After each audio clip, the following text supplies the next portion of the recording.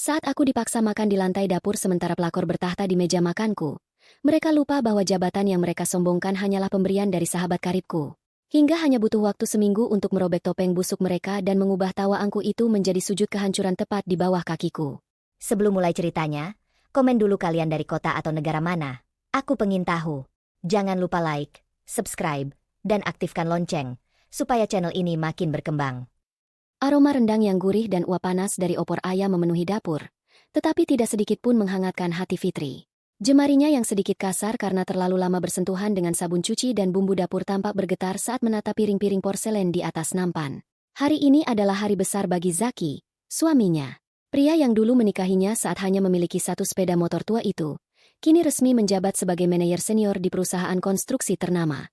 Namun, alih-alih pelukan hangat atau ucapan terima kasih karena telah menemaninya berjuang dari nol, yang Fitri terima sejak pagi hanyalah instruksi dingin dan keluhan tentang kebersihan rumah. Fitri, pastikan piringnya tidak ada bekas sidik jari. Ini tamu-tamu kantorku yang datang, bukan teman-teman pengangguranmu di kampung. Suara Zaki menggelegar dari ruang tamu. Fitri menarik napas panjang, menelan rasa pahit yang menggumpal di tenggorokannya. Ia teringat bagaimana setahun lalu, ia merelakan seluruh tabungan dari hasil menjual kue keringnya untuk membeli jas pertama Zaki agar suaminya tampak meyakinkan saat presentasi. Sekarang, jas itu sudah berganti dengan merek desainer luar negeri yang harganya setara dengan biaya makan mereka selama 6 bulan dulu. Zaki yang sekarang berdiri di depan cermin, merapikan jam tangan mahalnya, adalah sosok yang asing bagi Fitri. Pintu depan terbuka, memunculkan sosok Bu Siska, ibu mertua Fitri, yang datang bersama Bu Lastri, tetangga sebelah rumah yang dikenal sebagai pusat gosip lingkungan. Bu Siska langsung masuk ke dapur tanpa menyapa Fitri. Tangannya segera memeriksa kebersihan meja makan dengan gerakan menghina. Duh, Lastri, lihatlah. Meskipun suaminya sudah jadi pejabat, tetap saja bau dapur ini tidak bisa hilang. Memang sulit kalau asalnya dari orang biasa. Tidak mengerti cara menjaga wibawa rumah seorang manajer. Sindir Bu Siska tanpa menoleh pada Fitri. Bu Lastri, yang memang selalu ingin tahu urusan orang lain, hanya tersenyum tipis sambil memperhatikan Fitri yang sedang mengelap keringat di dahi dengan ujung daster. Ya namanya juga istri, Bu Siska. Tugasnya memang melayani suami, sahut Bu Lastri, meski matanya memancarkan rasa kasihan yang justru semakin melukai harga diri Fitri. Tak lama kemudian, tamu-tamu undangan mulai berdatangan. Zaki menyambut mereka dengan tawa lebar dan jabat tangan yang mantap. Namun, setiap kali Fitri mencoba berdiri di sampingnya untuk menyalami tamu, Zaki dengan halus namun tegas menggeser posisinya, seolah-olah keberadaan Fitri adalah noda yang harus ditutupi. Puncaknya adalah ketika seorang wanita cantik dengan blazer biru tua yang sangat pas di tubuhnya masuk ke dalam rumah. Langkah kakinya yang anggun dengan sepatu hak tinggi menciptakan irama yang kontras dengan langkah seret Fitri yang kelelahan. Dia adalah Dian, rekan kerja Zaki. Zaki, selamat ya, jabatan baru, tanggung jawab baru. Aku tahu kamu pasti bisa menangani proyek besar selanjutnya. Ujar Dian sambil memberikan sebuah kotak kado kecil yang dibungkus sangat mewah. Zaki menyambut kado itu dengan binar mata yang tidak pernah Fitri lihat lagi selama berbulan-bulan. Terima kasih, Dian. Kamu datang saja aku sudah senang. Tanpa bantuanmu di kantor, mungkin laporan-laporanku tidak akan secepat itu disetujui direksi. Bu Siska segera menghampiri mereka. Wajahnya berubah cerah seolah-olah Dian adalah menantu yang selama ini ia idamkan. Oh, ini nak Dian ya?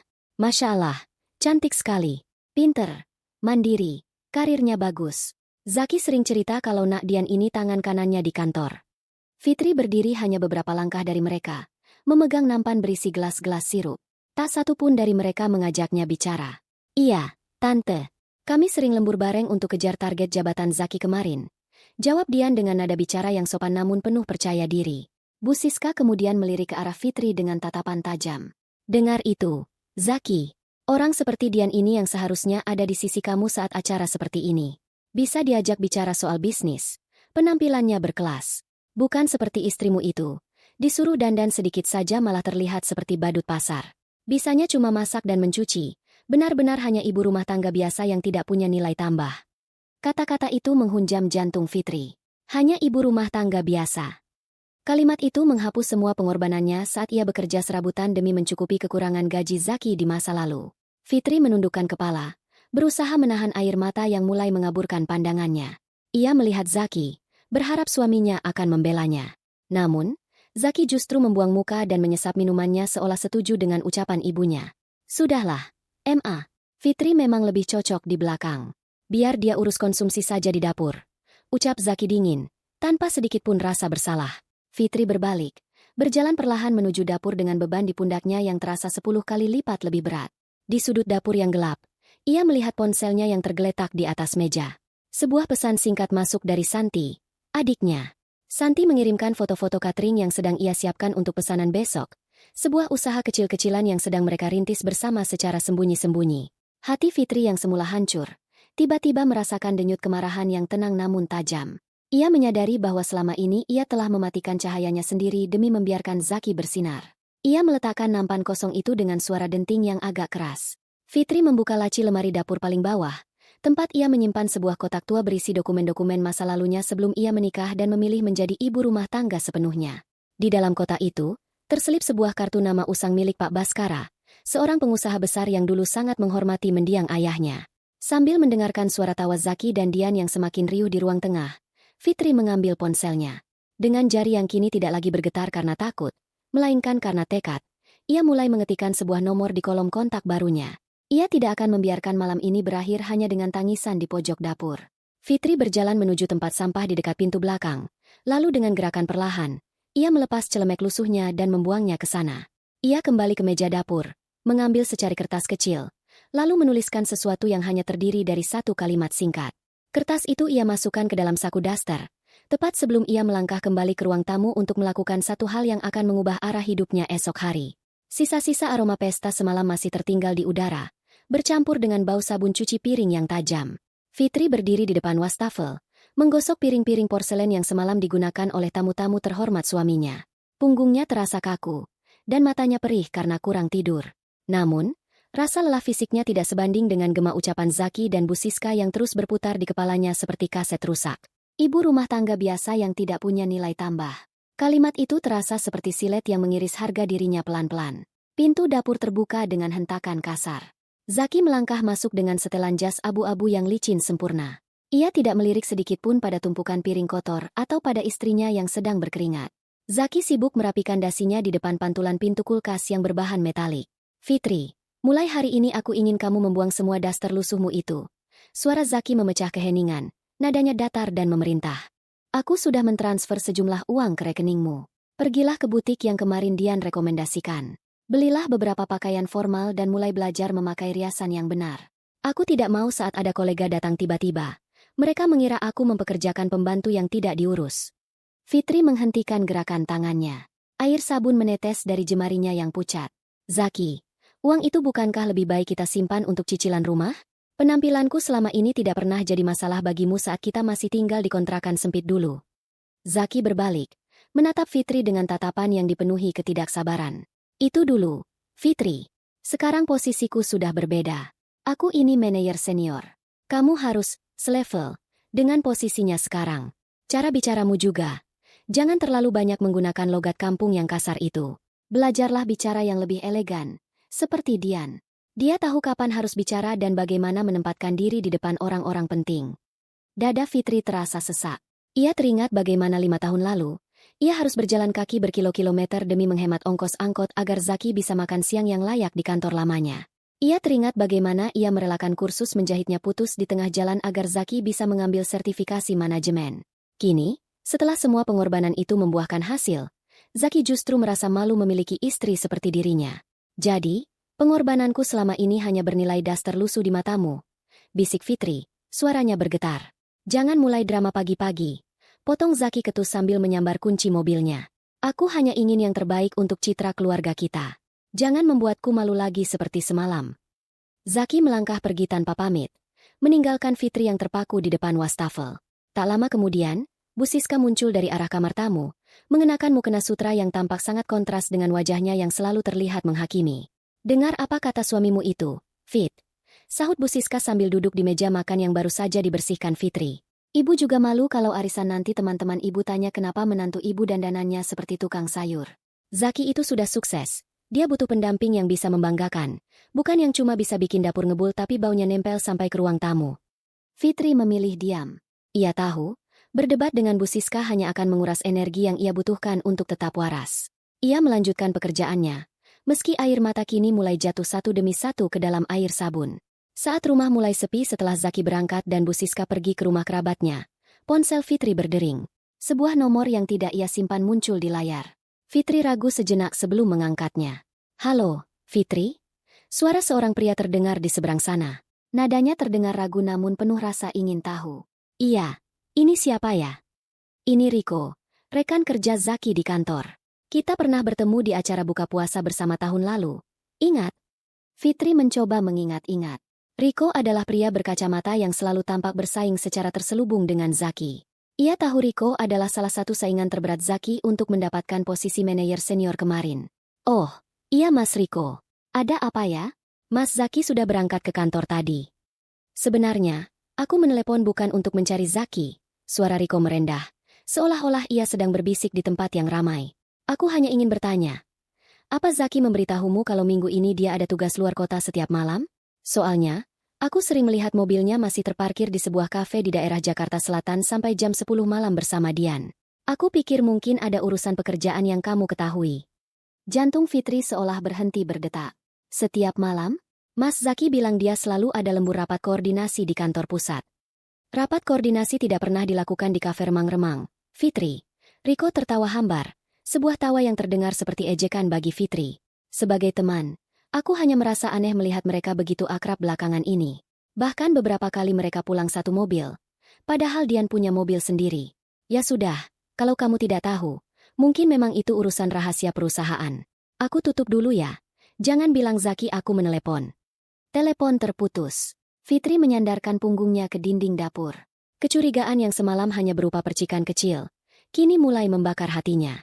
Bayangan Dian yang cantik, pintar, dan selevel dengan Zaki terus berkelebat di benaknya.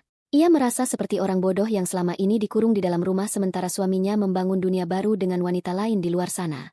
Luka batinnya kini berganti menjadi api yang mulai menyala. Ia tidak lagi melihat daster lusuhnya sebagai simbol kemiskinan, melainkan sebagai bukti kesetiaannya yang dikhianati. Ia teringat kembali pada kartu nama Pak Baskara yang tadi pagi ia simpan di saku dasternya.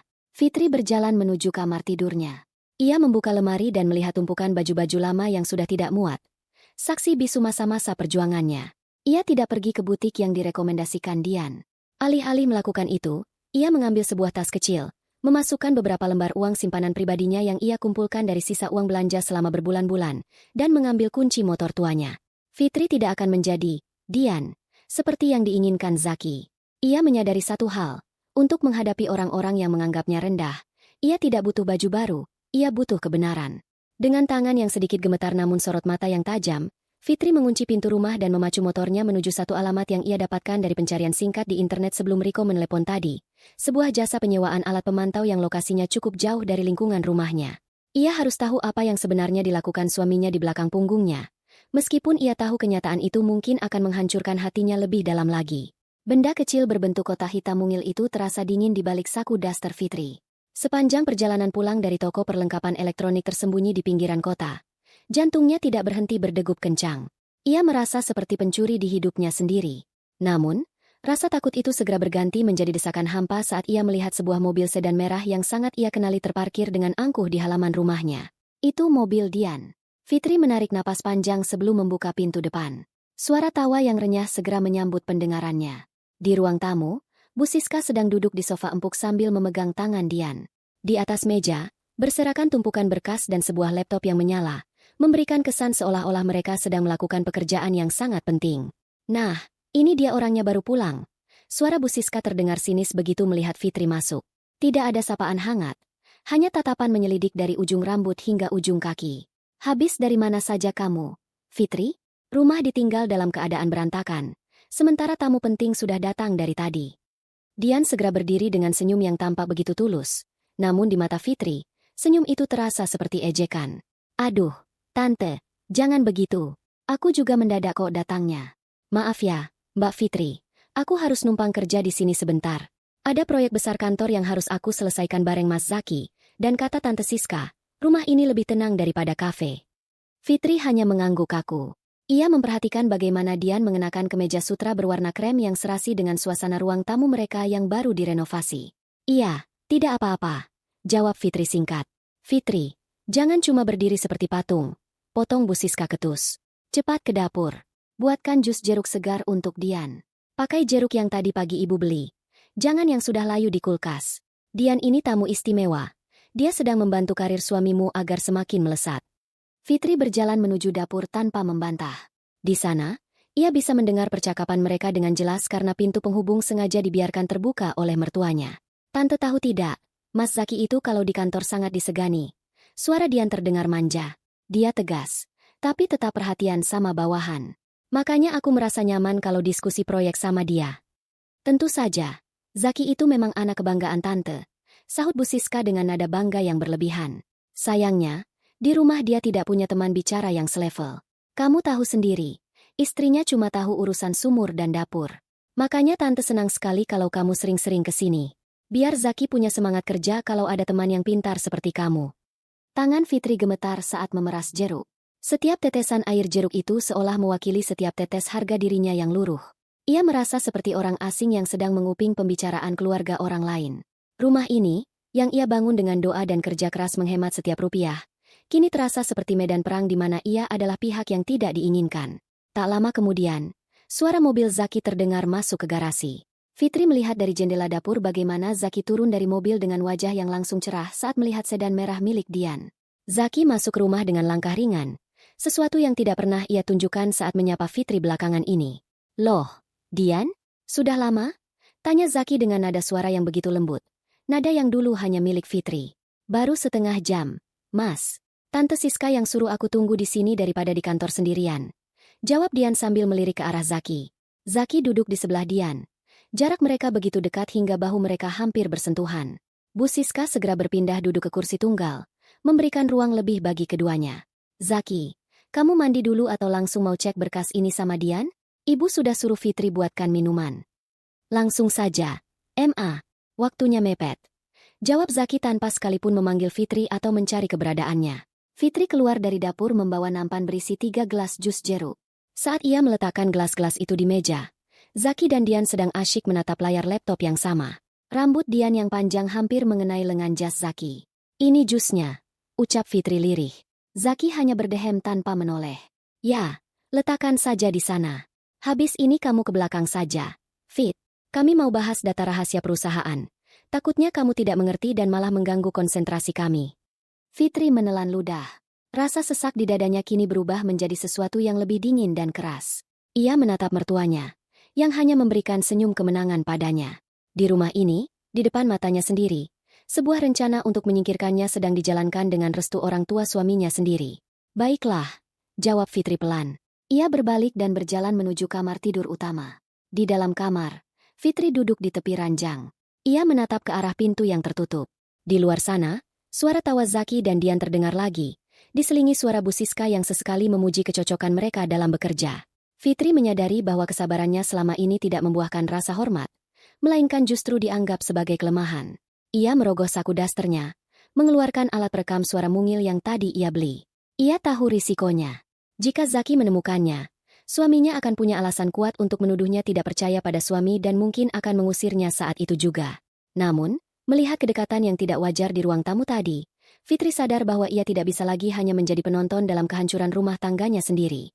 Fitri berdiri, melangkah menuju ruang kerja pribadi Zaki yang berada tepat di samping ruang tamu. Ruangan itu biasanya terkunci, namun sore ini Zaki membiarkannya terbuka karena ia terburu-buru menyapa Dian. Dengan tangan yang sedikit berkeringat, Fitri masuk ke dalam ruangan yang remang-remang itu. Ia mencari tempat yang paling tidak mencurigakan. Matanya tertuju pada sebuah pajangan piala penghargaan, karyawan terbaik, milik Zaki yang diletakkan di rak buku tinggi.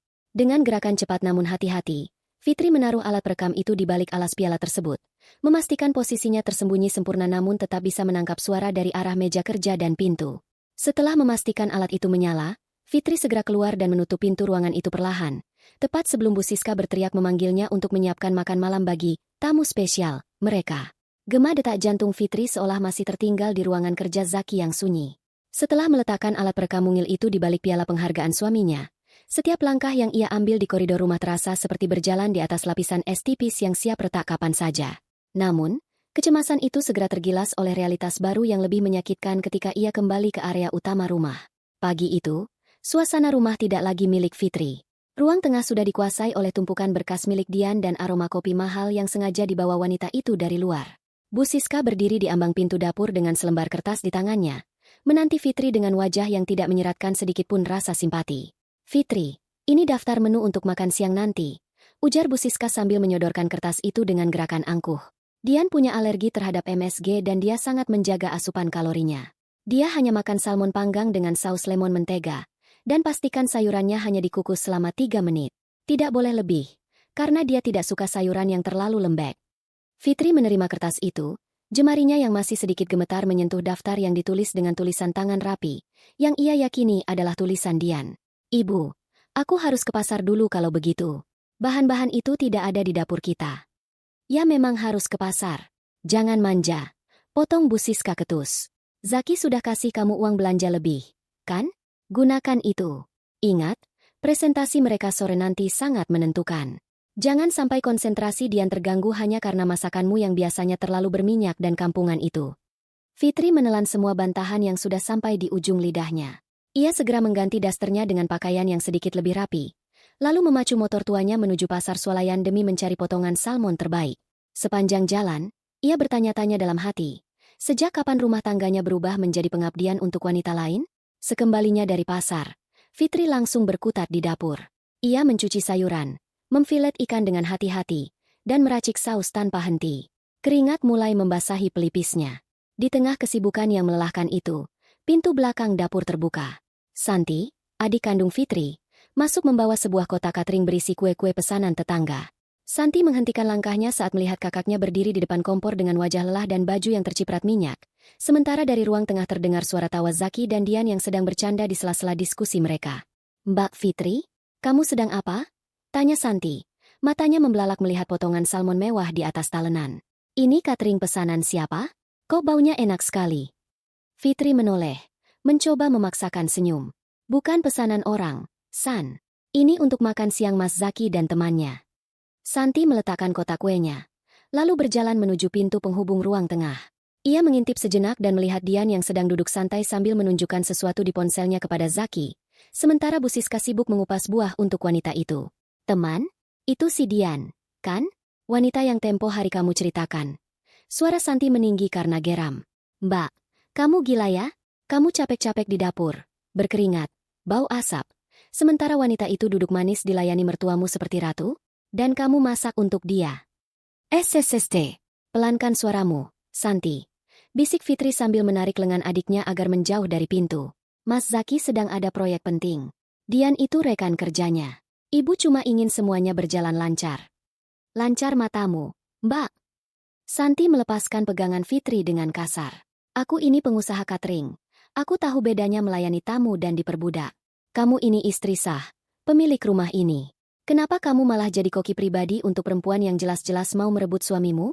Lihat tuh, Mas Zaki bahkan tidak menoleh sedikitpun ke dapur untuk bertanya apa kamu sudah makan atau belum." Fitri mematikan kompor. Napasnya mulai tidak teratur.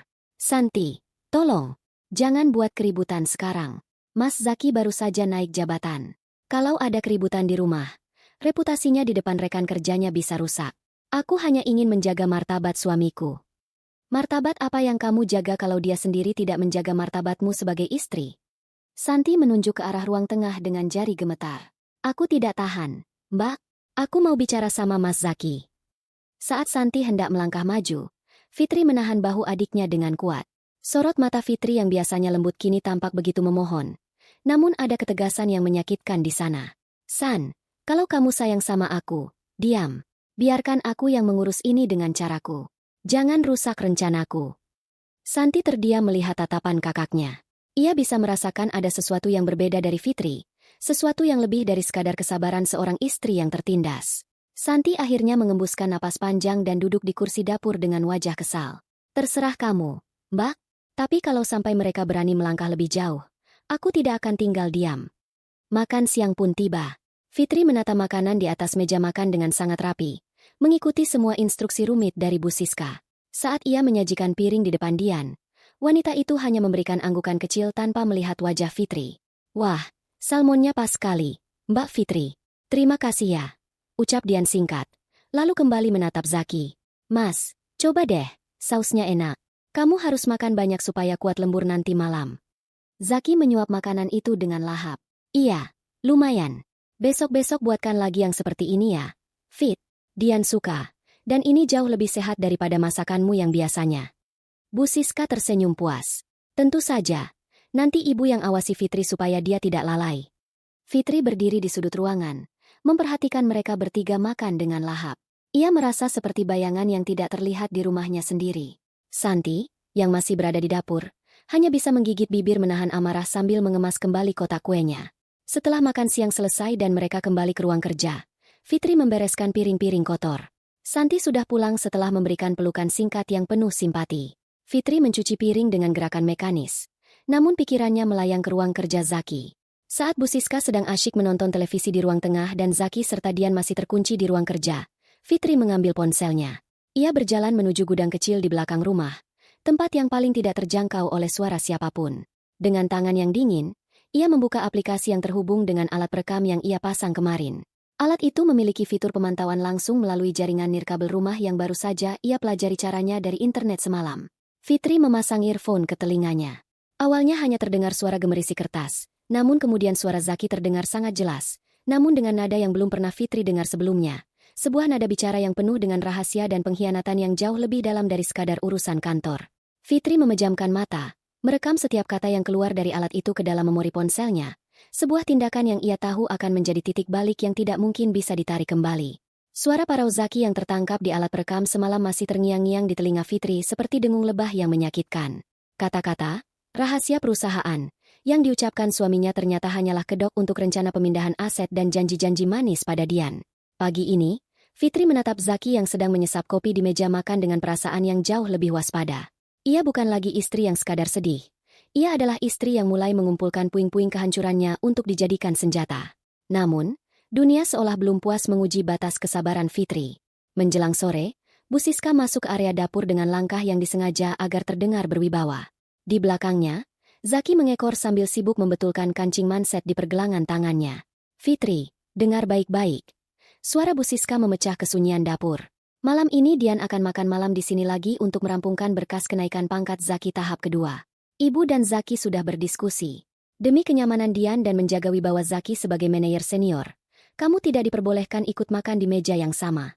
Fitri yang tengah mencuci kangkung menghentikan gerakannya. Ia berbalik, menatap ibu mertuanya dengan mata yang memerah bukan karena asap, melainkan karena rasa perih yang menjalar ke ulu hati. Maksud ibu? Aku ini istri Zaki, Bu. Ini meja makanku juga. Masalahnya, Fitri, kamu itu selalu berbau asap dapur. Timpal Zaki tanpa sedikit pun menatap wajah istrinya. Ia berbicara seolah sedang membahas laporan inventaris kantor yang membosankan. Dian itu perempuan berkelas. Dia menggunakan parfum mahal yang aromanya lembut. Kalau kamu duduk di sana dengan daster yang baunya bawang putih dan keringat, itu memalukan. Belum lagi cara makanmu yang kamu tahu sendiri, tidak ada tata kramanya. Bau asap dapur ini karena aku memasak untukmu, Zaki, untuk ibumu, dan untuk tamu yang kamu agung-agungkan itu. Suara Fitri naik satu nada, sebuah keberanian yang jarang ia tunjukkan. Jangan membentak. Bentak Bu Siska sambil menunjuk wajah Fitri. Zaki sekarang sudah jadi orang besar. Kamu harus tahu diri. Kalau kamu memang cinta dan dukung suamimu, kamu harus rela berkorban sedikit agar dia tidak malu di depan koleganya. Mulai malam ini, kalau ada Dian, kamu makan di dapur saja. Di lantai juga tidak apa-apa. Yang penting tidak mengganggu pemandangan di ruang tengah. Zaki tidak membela. Ia justru mengangguk setuju sebelum melangkah keluar menuju garasi untuk menjemput Dian. Hendra, sopir kantor yang bertugas mengantar jemput tamu perusahaan, terlihat memarkirkan mobil di depan rumah. Dari balik jendela dapur, Fitri melihat Hendra memberikan tatapan iba saat melihat Fitri hanya berdiri mematung di dapur. Sementara Bu Siska sibuk menata taplak meja rendah yang baru dibeli. Malam pun tiba dengan segala kepahitannya. Aroma ikan gurame bakar dan sambal terasi buatannya memenuhi ruangan. Namun Fitri dilarang mencicipinya di tempat yang layak. Dari balik pintu dapur yang sedikit terbuka, ia melihat Dian masuk dengan gaun terusan berwarna merah marun yang sangat cantik. Wanita itu disambut seperti ratu oleh Bu Siska dan Zaki. Aduh, masakannya harum sekali. Puji Dian dengan suara yang dibuat selembut mungkin. Mbak Fitri memang hebat ya kalau urusan dapur. Iya, nak Dian. Dia memang ahlinya di belakang. Jawab Bu Siska dengan tawarnya yang dibuat-buat. Ayo duduk. Nak, Zaki, tuangkan minum untuk Dian. Fitri terduduk di atas ubin dapur yang dingin. Di depannya hanya ada sebuah piring plastik berisi nasi putih dan sedikit sisa sambal, tanpa ikan atau sayur yang ia masak dengan susah payah. Ia menolak untuk memakan hasil masakannya sendiri yang kini terasa seperti duri di tenggorokan. Suara denting sendok yang beradu dengan piring porselen terdengar sangat jelas dari ruang makan. Disusul oleh tawa Zaki yang terdengar begitu lepas.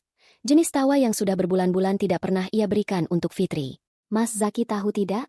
Pak Baskara sempat tanya soal istri Mas Zaki kemarin. Suara Dian terdengar samar. Lalu kamu jawab apa? Tanya Zaki penasaran. Ya aku bilang, istrinya Mas Zaki sibuk mengurus rumah. Tapi Pak Baskara sepertinya ingin mengundang para istri manajer di acara ulang tahun perusahaan minggu depan. Lanjut Dian. Ah, tidak perlu. Sela Bu Siska dengan cepat. Nanti biar Zaki bilang kalau Fitri sedang kurang sehat. Lebih baik Zaki datang didampingi asisten yang cekatan seperti Nak Dian, kan? Fitri memejamkan mata rapat-rapat. Air matanya jatuh mengenai ubin dapur yang kusam. Di lantai yang dingin itu, ia merasa martabatnya sebagai manusia sedang diinjak-injak hingga lumat. Namun, di tengah isak tangis yang tertahan, ia teringat sesuatu. Ia merogoh saku dasternya, mengambil ponselnya, dan menekan tombol rekam video. Ia tidak merekam wajahnya yang sedang menangis. Ia mengarahkan kamera ponselnya ke celah pintu, merekam pemandangan di ruang makan. Zaki yang sedang menyuapi Dian dengan mesra di bawah tatapan bangga Bu Siska, sementara di latar belakang terdengar suara mereka yang sedang menertawakan betapa kolotnya seorang Fitri. Setelah video berdurasi 3 menit itu tersimpan, Fitri menghapus air matanya dengan kasar. Ia tidak lagi merasa sedih. Rasa sedihnya telah terbakar habis menjadi tekad yang dingin dan membeku. Ia harus bertindak lebih jauh. Fitri berdiri, lalu berjalan perlahan menuju pintu belakang. Ia melihat Hendra sedang duduk di dekat garasi sambil merokok, menunggu Dian selesai makan malam untuk diantar pulang. Fitri melangkah mendekat, membawa sebuah bungkusan kecil berisi nasi dan lauk yang diam-diam ia sisihkan tadi. Pak Hendra, panggil Fitri lirih. Hendra tersentak dan segera mematikan rokoknya. Bu Fitri, ada apa, Bu? Tolong terima ini. Saya tahu Pak Hendra belum makan sejak sore. Ucap Fitri sambil menyodorkan bungkusan itu. Saat tangan Hendra menerima makanan tersebut, Fitri menatap mata pria itu dengan tatapan yang sangat dalam. Pak Hendra, saya butuh bantuan Bapak. Bukan sekarang, tapi nanti. Dan saya tahu, Bapak juga tidak suka melihat ketidakadilan di rumah ini, kan? Hendra terdiam, melihat bungkusan makanan di tangannya, lalu beralih melihat ke arah ruang makan yang riuh dengan tawa pengkhianatan. Ia mengangguk pelan. Sebuah komitmen tanpa kata yang baru saja mereka sepakati. Fitri kembali ke dalam rumah, masuk ke kamar tidurnya, dan mulai mencari tahu nomor telepon pribadi sekretaris Pak Baskara melalui tumpukan kartu nama lama milik mendiang ayahnya yang ia simpan di dalam Alkitab tua di lemari. Ia tahu risikonya besar jika ia menghubungi orang luar. Namun ia tidak punya pilihan lain jika ingin harga dirinya kembali tegak. Hawa dingin dari ubin dapur semalam seolah masih merambat di tulang-tulang Fitri saat ia berdiri di depan mesin cuci yang menderu. Pikirannya tidak tenang. Percakapan rahasia yang ia dengar melalui alat perekam semalam terus berputar, menciptakan lubang hitam di dadanya yang menyedot habis sisa-sisa rasa cintanya pada Zaki. Namun, bukti suara saja belum cukup untuk meruntuhkan tembok kesombongan yang dibangun suaminya. Ia butuh sesuatu yang lebih nyata, sesuatu yang tidak bisa dibantah oleh lidah Zaki yang semakin pandai bersilat kata.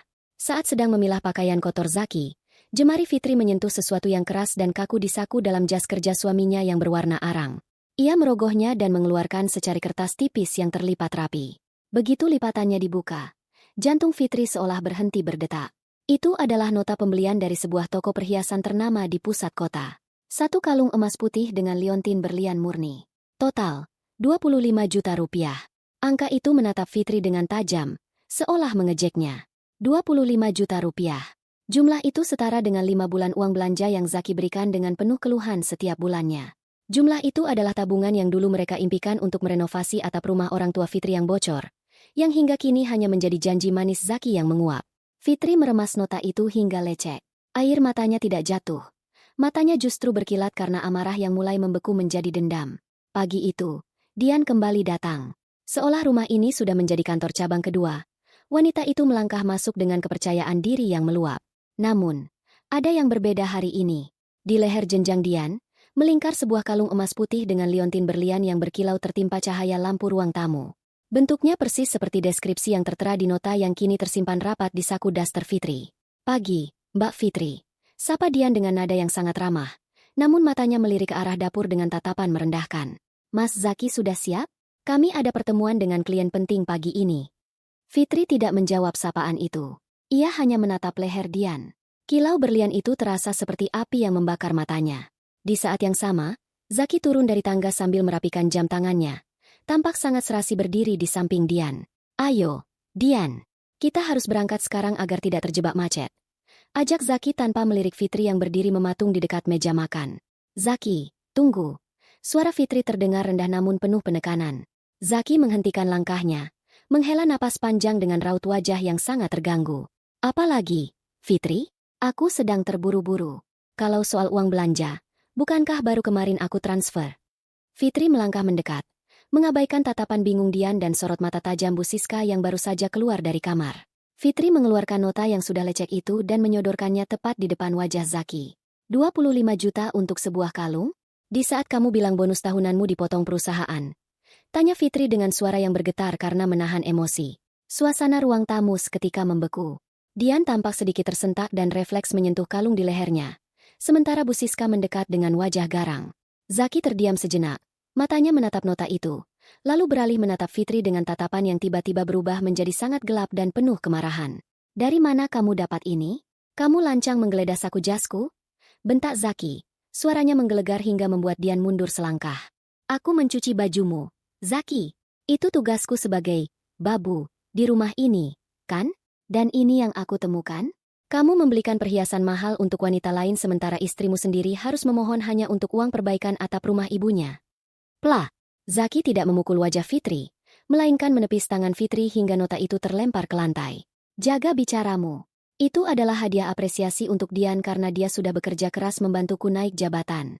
Itu urusan kantor, urusan profesional yang otak dangkalmu tidak akan pernah paham. Apresiasi? Dengan harga 25 juta. Fitri tertawa getir, sebuah tawa yang terdengar menyakitkan. Cukup, Fitri. Bu Siska menimpali, berdiri membela putranya. Kamu itu benar-benar tidak tahu diuntung. Zaki sudah memberimu rumah besar, mobil, dan uang belanja yang lebih dari cukup untuk ukuran perempuan yang kerjanya cuma duduk manis di rumah. 5 juta sebulan itu sudah sangat besar. Di luar sana banyak istri yang cuma dikasih 2 juta dan mereka tidak banyak tingkah seperti kamu. Ibu membela pengkhianatan ini. Fitri menatap mertuanya dengan tak percaya. Zaki melangkah maju, mempersempit jarak hingga Fitri bisa mencium aroma parfum mahalnya yang kini terasa memuakan.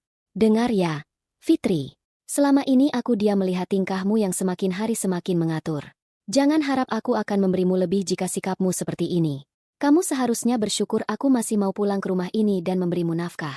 Jangan jadi istri yang serakah dan iri hati pada kesuksesan orang lain. Zaki kemudian berbalik, memberikan kode pada Dian untuk pergi. Dian memberikan tatapan menang yang disamarkan dengan raut wajah prihatin palsu sebelum mengekor di belakang Zaki. Hendra, yang menunggu di depan pintu mobil, hanya bisa menundukkan kepala saat Zaki masuk ke mobil dengan membanting pintu. Fitri berdiri sendirian di tengah ruang tamu. Bu Siska mendengus keras sebelum kembali ke kamarnya, meninggalkan Fitri dalam kesunyian yang mencekam. Fitri perlahan berlutut, memungut nota yang tergeletak di lantai. Ia tidak menangis. Rasa sakit itu sudah melewati batas air mata. Ia menyadari bahwa di mata Zaki, ia bukan lagi seorang istri, melainkan beban yang tidak berharga. Fitri masuk ke dalam kamar dan mengunci pintu. Ia mengambil ponselnya, lalu memotret nota itu dengan jelas. Setelah itu, ia membuka laci meja riasnya dan mengambil sebuah kartu identitas lama miliknya. Kartu anggota sebuah organisasi relawan sosial yang dulu sering bekerja sama dengan perusahaan Pak Baskara. Ia teringat kata-kata Riko semalam tentang rahasia perusahaan. Fitri membuka kotak perhiasan lamanya yang hampir kosong, hanya berisi sepasang anting pemberian almarhum ayahnya. Ia memasukkan anting itu ke dalam tas kecilnya, bersama dengan nota pembelian tadi. Dengan langkah yang mantap, Fitri mengambil kunci motornya. Ia memutuskan untuk tidak lagi menunggu di rumah seperti tawanan. Ia akan mendatangi kantor Zaki, bukan untuk membuat keributan di lobi, melainkan untuk menemui seseorang yang mungkin tidak pernah disangka oleh Zaki, Riko. Ia butuh lebih dari sekadar nota. Ia butuh celah dalam karir yang sangat diagungkan oleh suaminya itu untuk mulai meruntuhkan segalanya. Gemini Said. Langkah kaki Fitri terasa berat saat ia memasuki halaman rumah setelah pertemuan singkatnya dengan Riko di sebuah kedai kopi terpencil. Informasi yang ia dapatkan tentang penggelapan dana operasional kantor yang dilakukan Zaki untuk membiayai gaya hidup Dian membuat kepalanya berdenyut. Ia merasa seperti sedang memegang sebuah bom waktu. Namun, sebelum ia sempat masuk ke dalam rumah untuk mendinginkan pikiran, ia melihat Hendra sedang berdiri di samping mobil sedan hitam milik Zaki yang baru saja dicuci bersih. Hendra, pria parubaya yang sudah bekerja sebagai sopir kantor selama 5 tahun, tampak gelisah. Ia memegang ponselnya dengan erat dan sesekali melirik ke arah pintu utama rumah, seolah takut Bu Siska atau Zaki muncul tiba-tiba. Begitu melihat Fitri, Hendra segera mendekat dengan langkah ragu. Bu Fitri, panggil Hendra dengan suara rendah. Bisa bicara sebentar? Saya merasa tidak enak hati menyimpan ini sendirian. Fitri menghentikan langkahnya di dekat bagasi mobil. Ia melihat raut wajah Hendra yang penuh rasa bersalah. Ada apa? Pak Hendra? Apa ada masalah dengan mobilnya? Hendra menggeleng cepat. Ia menoleh ke kanan dan ke kiri, memastikan keadaan aman, lalu menyodorkan layar ponselnya ke depan mata Fitri. Tadi malam, saat saya mengantar Bapak dan Budian pulang dari acara makan malam di luar kota, saya tidak sengaja mengambil ini melalui kamera dashboard yang terhubung ke ponsel saya. Saya merasa Ibu harus tahu. Fitri menatap layar ponsel itu. Di sana, terdapat sebuah foto yang diambil dari sudut pantulan spion tengah mobil. Gambar itu cukup jelas untuk memperlihatkan pemandangan di kursi belakang. Zaki sedang menyandarkan kepalanya di bahu Dian, sementara tangan Dian membelai pipi Zaki dengan mesra. Zaki tampak memejamkan mata, menikmati sentuhan itu dengan raut wajah yang begitu tenang, seolah ia sedang berada di tempat yang paling tepat di dunia. Dunia Fitri seolah runtuh untuk kesekian kalinya. Nota perhiasan kemarin adalah bukti materi, tetapi foto ini adalah bukti rasa. Rasa sakit yang menjalar di dadanya jauh lebih tajam daripada luka fisik manapun. Zaki, pria yang dulu berjanji akan menjaganya di depan almarhum ayahnya, kini menyerahkan dirinya sepenuhnya pada wanita lain di dalam mobil yang dibayar dari hasil keringat yang sebagian juga merupakan andil dukungan Fitri.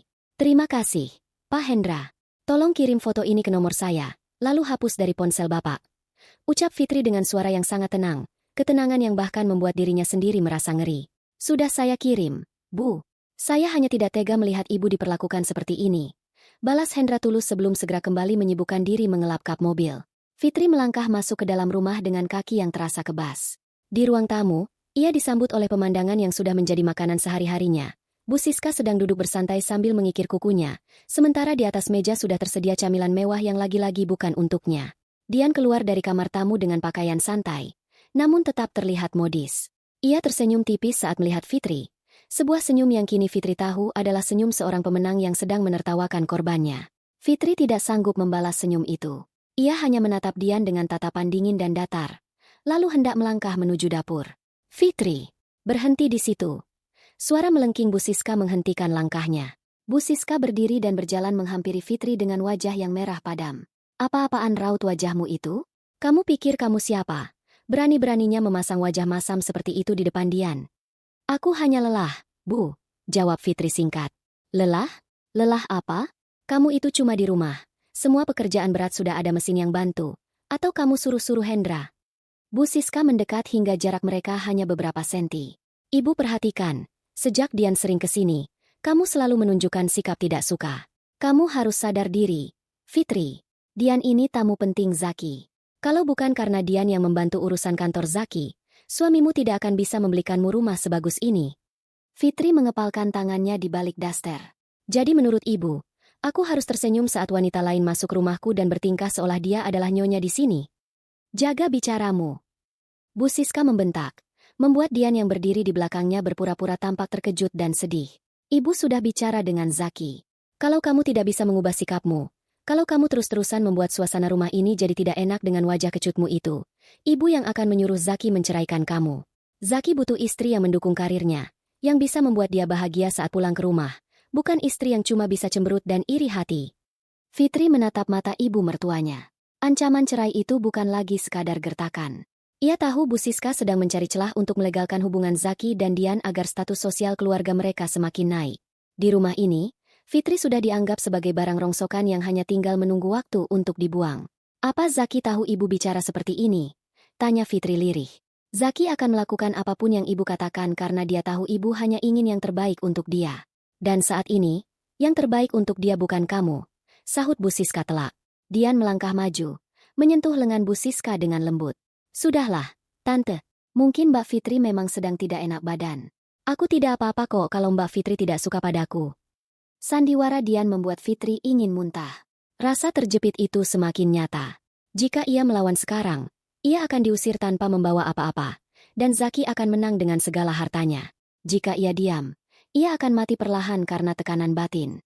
Fitri menarik napas dalam-dalam. Ia tidak menangis kali ini. Ia menatap Bu Siska, lalu mengalihkan pandangannya ke arah Dian. Maafkan aku, Bu. Aku akan mencoba lebih baik lagi. Aku akan siapkan makan malam yang istimewa untuk kalian. Bu Siska mendengus puas. Nah, begitu. Tahu diri sedikit itu penting. Fitri berjalan menuju dapur. Di sana, ia mengambil ponselnya yang baru saja menerima kiriman foto dari Hendra. Ia juga melihat rekaman suara dari alat yang ia pasang di ruang kerja Zaki, yang berisi diskusi mereka tentang rencana, pembersihan, uang proyek. Fitri menyadari bahwa ia tidak bisa lagi bermain sebagai istri yang sabar. Ia membuka daftar kontaknya dan mencari satu nama yang selama ini ia hindari karena rasa sungkan. Sekretaris pribadi Pak Baskara. Fitri tahu bahwa menghubungi orang kepercayaan pemilik perusahaan adalah tindakan yang sangat berisiko. Jika ia salah langkah, Zaki akan tahu dan ia akan habis saat itu juga. Namun, dengan tangan yang stabil, Fitri mengetikkan sebuah pesan singkat yang berisi permohonan untuk bisa bertemu Pak Baskara secara pribadi dengan alasan ingin menyerahkan titipan amanah dari almarhum ayahnya. Ia tahu Pak Baskara sangat menghormati ayahnya, dan ini adalah satu-satunya pintu masuk yang tersisa sebelum Zaki benar-benar membuangnya ke jalanan. Pesan singkat yang dikirimkan Fitri kepada sekretaris Pak Baskara menggantung di benaknya seperti awan mendung yang siap menumpahkan badai. Setelah ancaman cerai dari Bu Siska semalam, ruang gerak Fitri di rumahnya sendiri terasa semakin menyempit, seolah dinding-dinding beton itu perlahan bergerak menghimpit napasnya. Ia terbangun sebelum fajar, bukan lagi karena kewajiban sebagai istri yang berbakti, melainkan karena naluri bertahan hidup yang mulai mengambil alih kesadarannya. Pagi itu, suasana rumah kembali riuh oleh kehadiran Dian.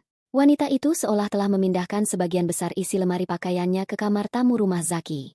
Saat Fitri sedang menjemur sisa handuk di area belakang, Dian melangkah mendekat dengan sebuah tas jinjing berisi tumpukan kain berbahan sutra dan renda yang tampak sangat mahal. Mbak Fitri, maaf ya mengganggu waktunya sebentar. Ucap Dian dengan nada suara yang sengaja dilembutkan, namun matanya memancarkan kilat perintah yang tajam. Ini ada beberapa potong baju kantorku yang bahannya sangat sensitif. Aku tidak berani membawanya ke jasa laundry di luar. Takut rusak atau tertukar. Tante Siska bilang, Mbak Fitri sangat telaten kalau urusan mencuci pakaian dengan tangan. Bisa tolong bantu aku? Fitri terpaku, menatap tas jinjing itu seolah melihat tumpukan bara api. Mencuci pakaian rekan kerja suaminya? Ini bukan lagi soal membantu pekerjaan kantor. Ini adalah penghinaan terang-terangan terhadap posisinya sebagai nyonya rumah. Dian, aku rasa kamu bisa membawanya ke jasa dry cleaning profesional di dekat kantor. Aku punya banyak pekerjaan rumah yang harus diselesaikan, jawab Fitri, berusaha menjaga suaranya tetap stabil meskipun dadanya bergemuruh. Loh, ada apa ini? Suara Zaki tiba-tiba menginterupsi. Ia muncul dari arah ruang tengah, sudah rapi dengan kemeja kerjanya yang licin, hasil setrikaan Fitri hingga larut malam. Ini, Mas, aku cuma minta tolong sedikit soal baju-bajuku, tapi sepertinya Mbak Fitri keberatan. Lapor Dian dengan wajah yang disedih-sedihkan, matanya melirik ke arah Zaki seolah mencari perlindungan. Zaki menatap Fitri dengan tatapan dingin yang merendahkan. Cuma mencuci beberapa potong baju saja apa susahnya? Fit, Dian ini sedang membantuku mengurus proyek besar. Waktunya sangat berharga. Kamu yang seharian hanya di rumah, seharusnya senang bisa membantu meringankan beban orang yang sedang berjuang untuk kesuksesan suamimu. Zaki, ini pakaian pribadinya, bukan dokumen kantor. Apa kamu tidak merasa ini sudah keterlaluan? Tanya Fitri dengan suara bergetar. Zaki melangkah mendekat. Suaranya merendah namun penuh ancaman. Anggap saja ini bentuk baktimu padaku. Fitri, kesuksesanku adalah kesuksesanmu juga. Kalau kamu bisa melayani Dian dengan baik, dia akan lebih fokus membantuku naik jabatan lagi. Jangan egois. Ingat apa yang dikatakan ibu semalam. Jangan sampai sikap keras kepalamu ini membuatku mengambil keputusan yang akan kamu sesali seumur hidup. Fitri menoleh ke arah ruang tengah, di mana Bu Siska sedang duduk sambil menyeruput tehnya, memperhatikan adegan itu dengan senyum kemenangan yang tipis. Tidak ada pembelaan. Tidak ada harga diri yang tersisa di mata suaminya. Dengan tangan gemetar, Fitri akhirnya menerima tas jinjing dari tangan Dian. Nah, begitu dong. Terima kasih ya, Mbak Fitri. Nanti kalau sudah kering, tolong disetrika yang rapi ya. Jangan sampai ada lipatan. Ucap Dian riang, lalu berbalik menyambar lengan Zaki untuk berangkat ke kantor. Setelah mobil mereka menjauh dari pagar rumah, Fitri melempar tas jinjing itu ke lantai dapur. Ia merasa kotor, bukan karena debu, tapi karena martabatnya yang baru saja diinjak-injak hingga lumat.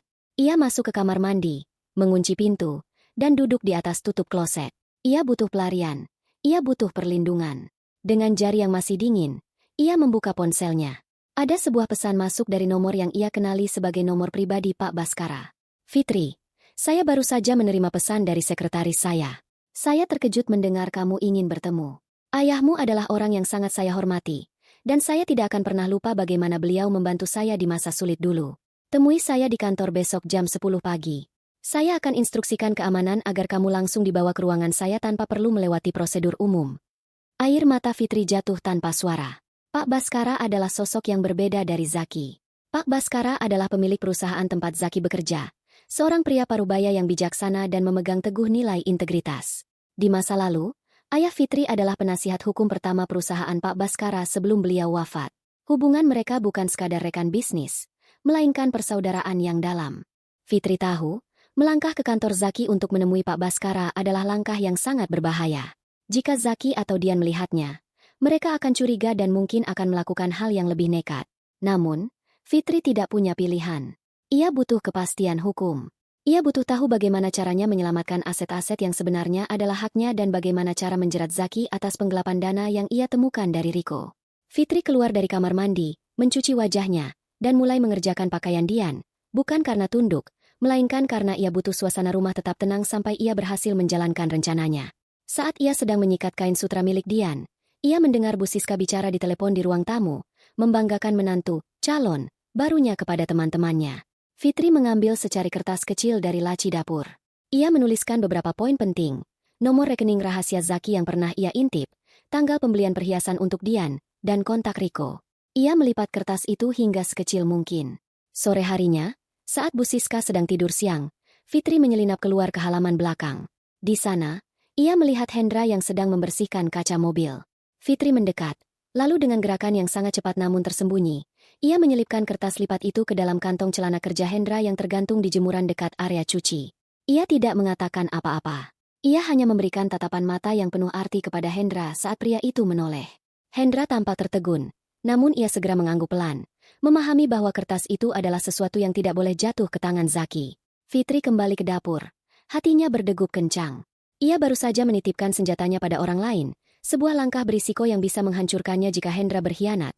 Namun ia tahu, di rumah yang penuh dengan musuh ini, ia harus mulai mempercayai mereka yang juga merasa tertindas. Pagi itu, langit di atas perumahan mewah tempat Fitri tinggal tampak abu-abu, seolah mencerminkan suasana hatinya yang kian meredup. Jemari Fitri terasa perih. Sisa-sisa deterjen keras yang ia gunakan untuk mencuci pakaian sutra Dian kemarin meninggalkan jejak kemerahan di sela-sela kukunya. Bau parfum Dian yang menyengat seolah-olah telah menyerap ke dalam pori-pori kulitnya. Sebuah pengingat fisik bahwa martabatnya sebagai nyonya rumah sedang dikikis habis. Fitri melangkah ke halaman depan untuk mengambil kiriman paket catering milik Santi yang sengaja dititipkan di sana. Namun, gerakannya terhenti saat telinganya menangkap suara bisik-bisik yang berasal dari balik pagar tanaman rumah sebelah. Di sana, Bu Lastri tengah berkumpul dengan dua orang ibu rumah tangga lainnya. Mata mereka tertuju lurus ke arah Fitri dengan binar yang penuh rasa ingin tahu yang jahat. Itu loh, Jeng, yang saya bilang kemarin. Bisik Bu Lastri. Suaranya sengaja dikeraskan agar bisa terbawa angin sampai ke telinga Fitri. Katanya itu pembantu barunya Zaki. Kasihannya, kusam begitu dandanannya. Kemarin saya lihat sendiri dia lari-lari bawain tas wanita cantik yang sering datang ke sini. Siapa namanya itu? Dian ya? Loh, saya kira itu istrinya Zaki, yang dulu sering belanja bareng. Tanya salah satu tetangga dengan nada ragu. Bu Lastri tertawa renyah. Tawa yang terdengar seperti gesekan amplas di telinga Fitri. Ah, mana mungkin. Zaki kan sekarang sudah jadi pejabat tinggi. Masa istrinya penampilannya seperti itu? Bu Siska sendiri yang bilang ke saya kemarin sore waktu arisan.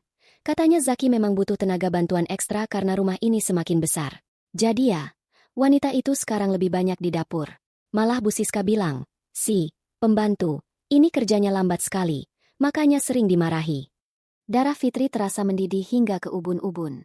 Fitri meremas kantong catering di tangannya hingga plastik itu berderit.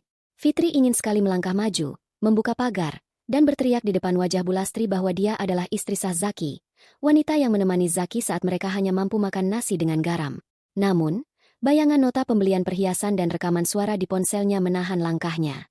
Jika ia meledak sekarang, Zaki akan punya alasan sempurna untuk menyebutnya gila atau tidak stabil di depan tetangga, memberikan pembenaran bagi Bu Siska untuk segera mengusirnya. Fitri memilih untuk menundukkan kepala dan masuk kembali ke dalam rumah. Di ruang tamu, ia berpapasan dengan Bu Siska yang sedang asyik menelepon sambil memamerkan bros emas barunya di depan cermin. Iya, Jeng Lastri benar. Memang harus ada pembagian tugas yang jelas di rumah ini, ucap Bu Siska ke arah telepon, sengaja melirik Fitri yang baru saja lewat. Zaki itu butuh citra yang bersih. Jadi ya, yang pantas tampil di depannya yang cantik dan pintar bicara. Fitri? Ah, dia sudah cukup senang kok saya kasih tempat tinggal cuma-cuma. Fitri mempercepat langkahnya menuju dapur. Air mata yang sejak tadi ditahannya akhirnya jatuh juga, mengenai permukaan meja dapur yang dingin. Ia merasa seperti sedang dihapus dari sejarahnya sendiri.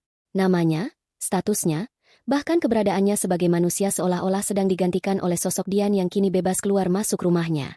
Tak lama kemudian, Zaki turun dengan setelan jas hitam yang tampak sangat mahal. Ia berhenti sejenak di depan dapur, memperhatikan Fitri yang sedang menyiapkan sarapan dengan mata sembab. Fitri, kalau ada tetangga yang bertanya, tidak perlu banyak bicara. Ucap Zaki dingin, seolah bisa membaca apa yang baru saja dialami istrinya di depan. Statusku di kantor sedang dipantau untuk promosi lebih tinggi lagi.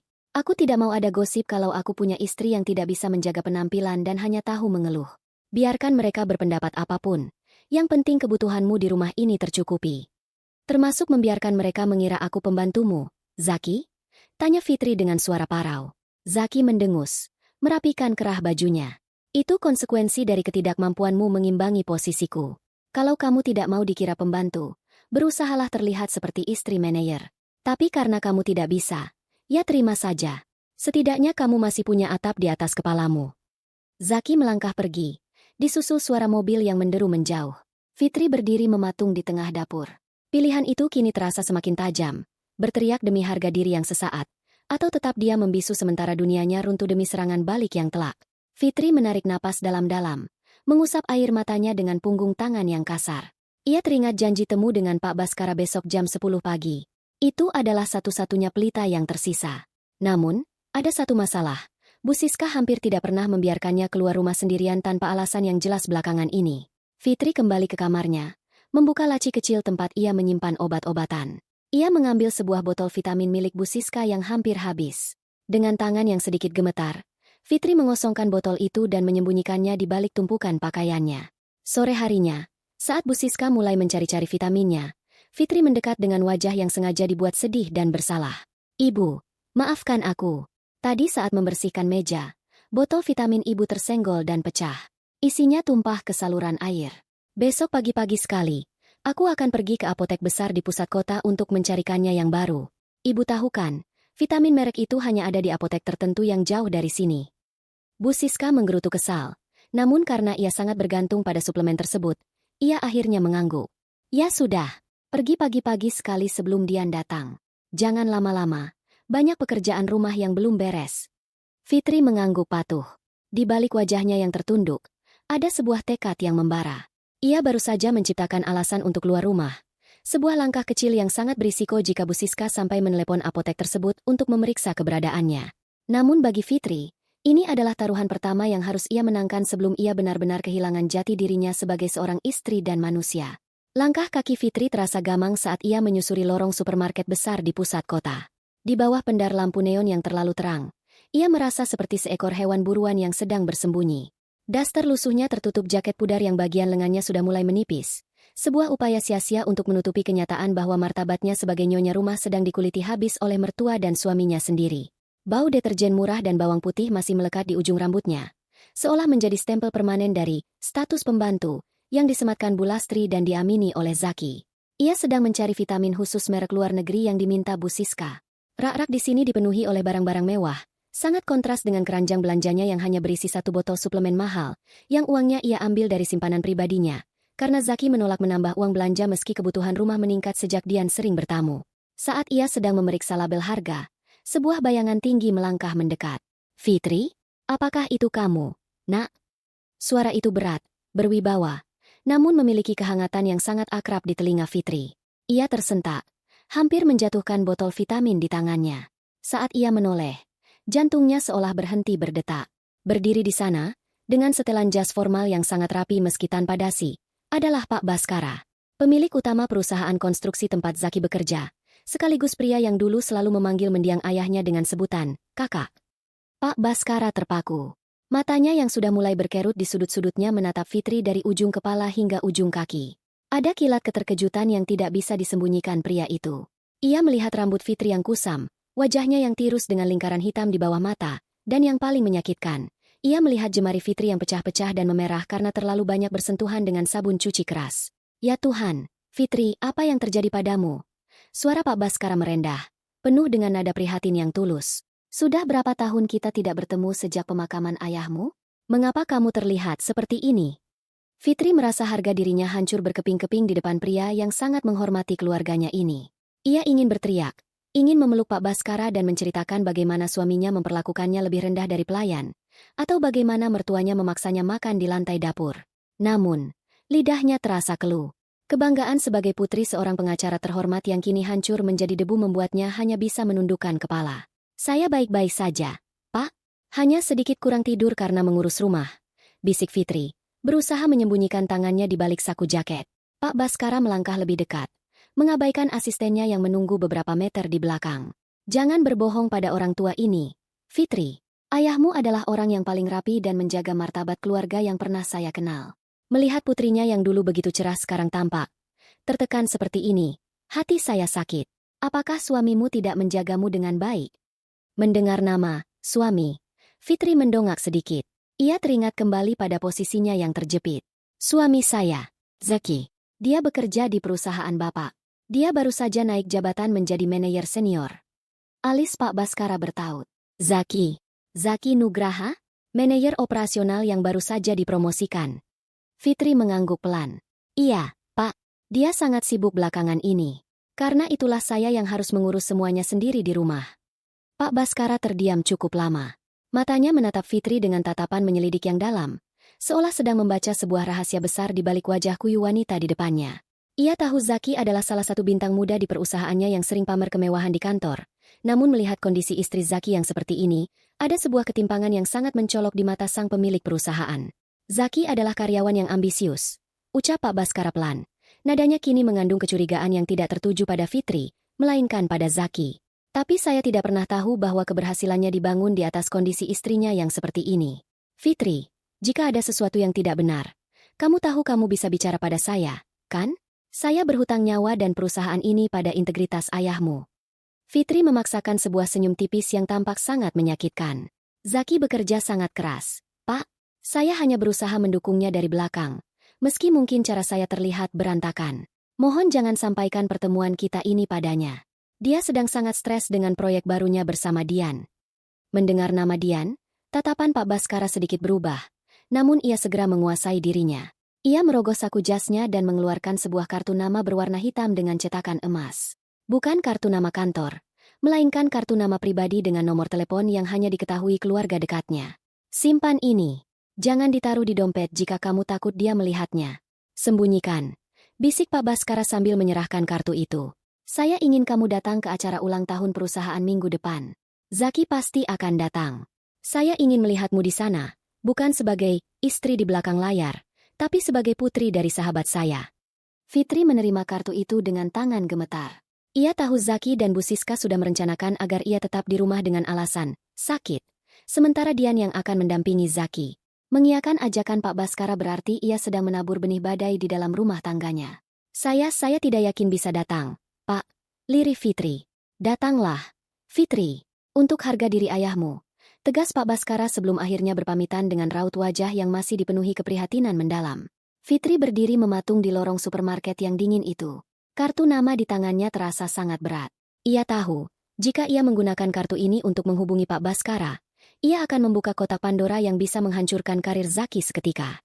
Namun, ia juga tahu bahwa ini adalah satu-satunya jalan agar ia tidak benar-benar lenyap ditelan kesombongan suaminya. Fitri tidak segera pulang. Ia berjalan menuju deretan loker penitipan barang di dekat pintu keluar. Dengan gerakan yang sangat hati-hati, ia melepas sebuah bros kecil berbentuk bunga melati, satu-satunya perhiasan peninggalan ibunya yang ia kenakan di balik jaket, dan menyematkannya pada kartu nama tersebut.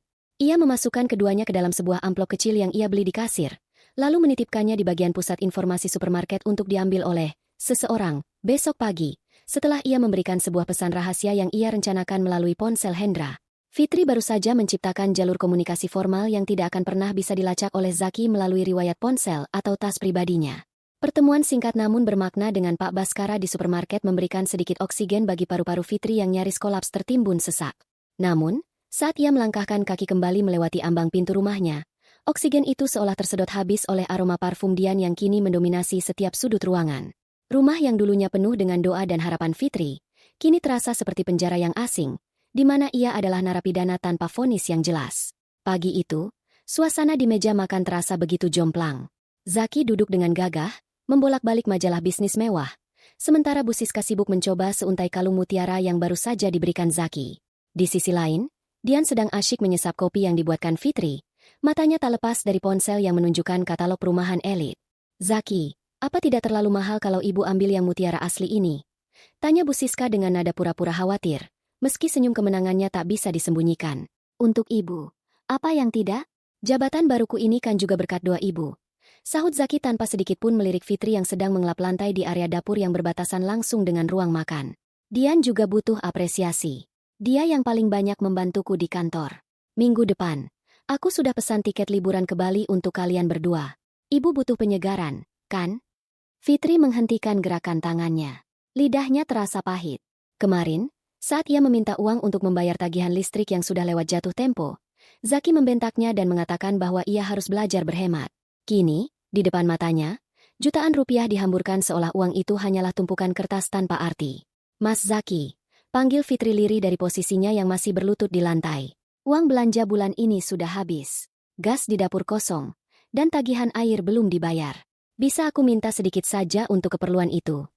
Zaki mengalihkan pandangannya dari majalah. Matanya menyipit penuh kebencian.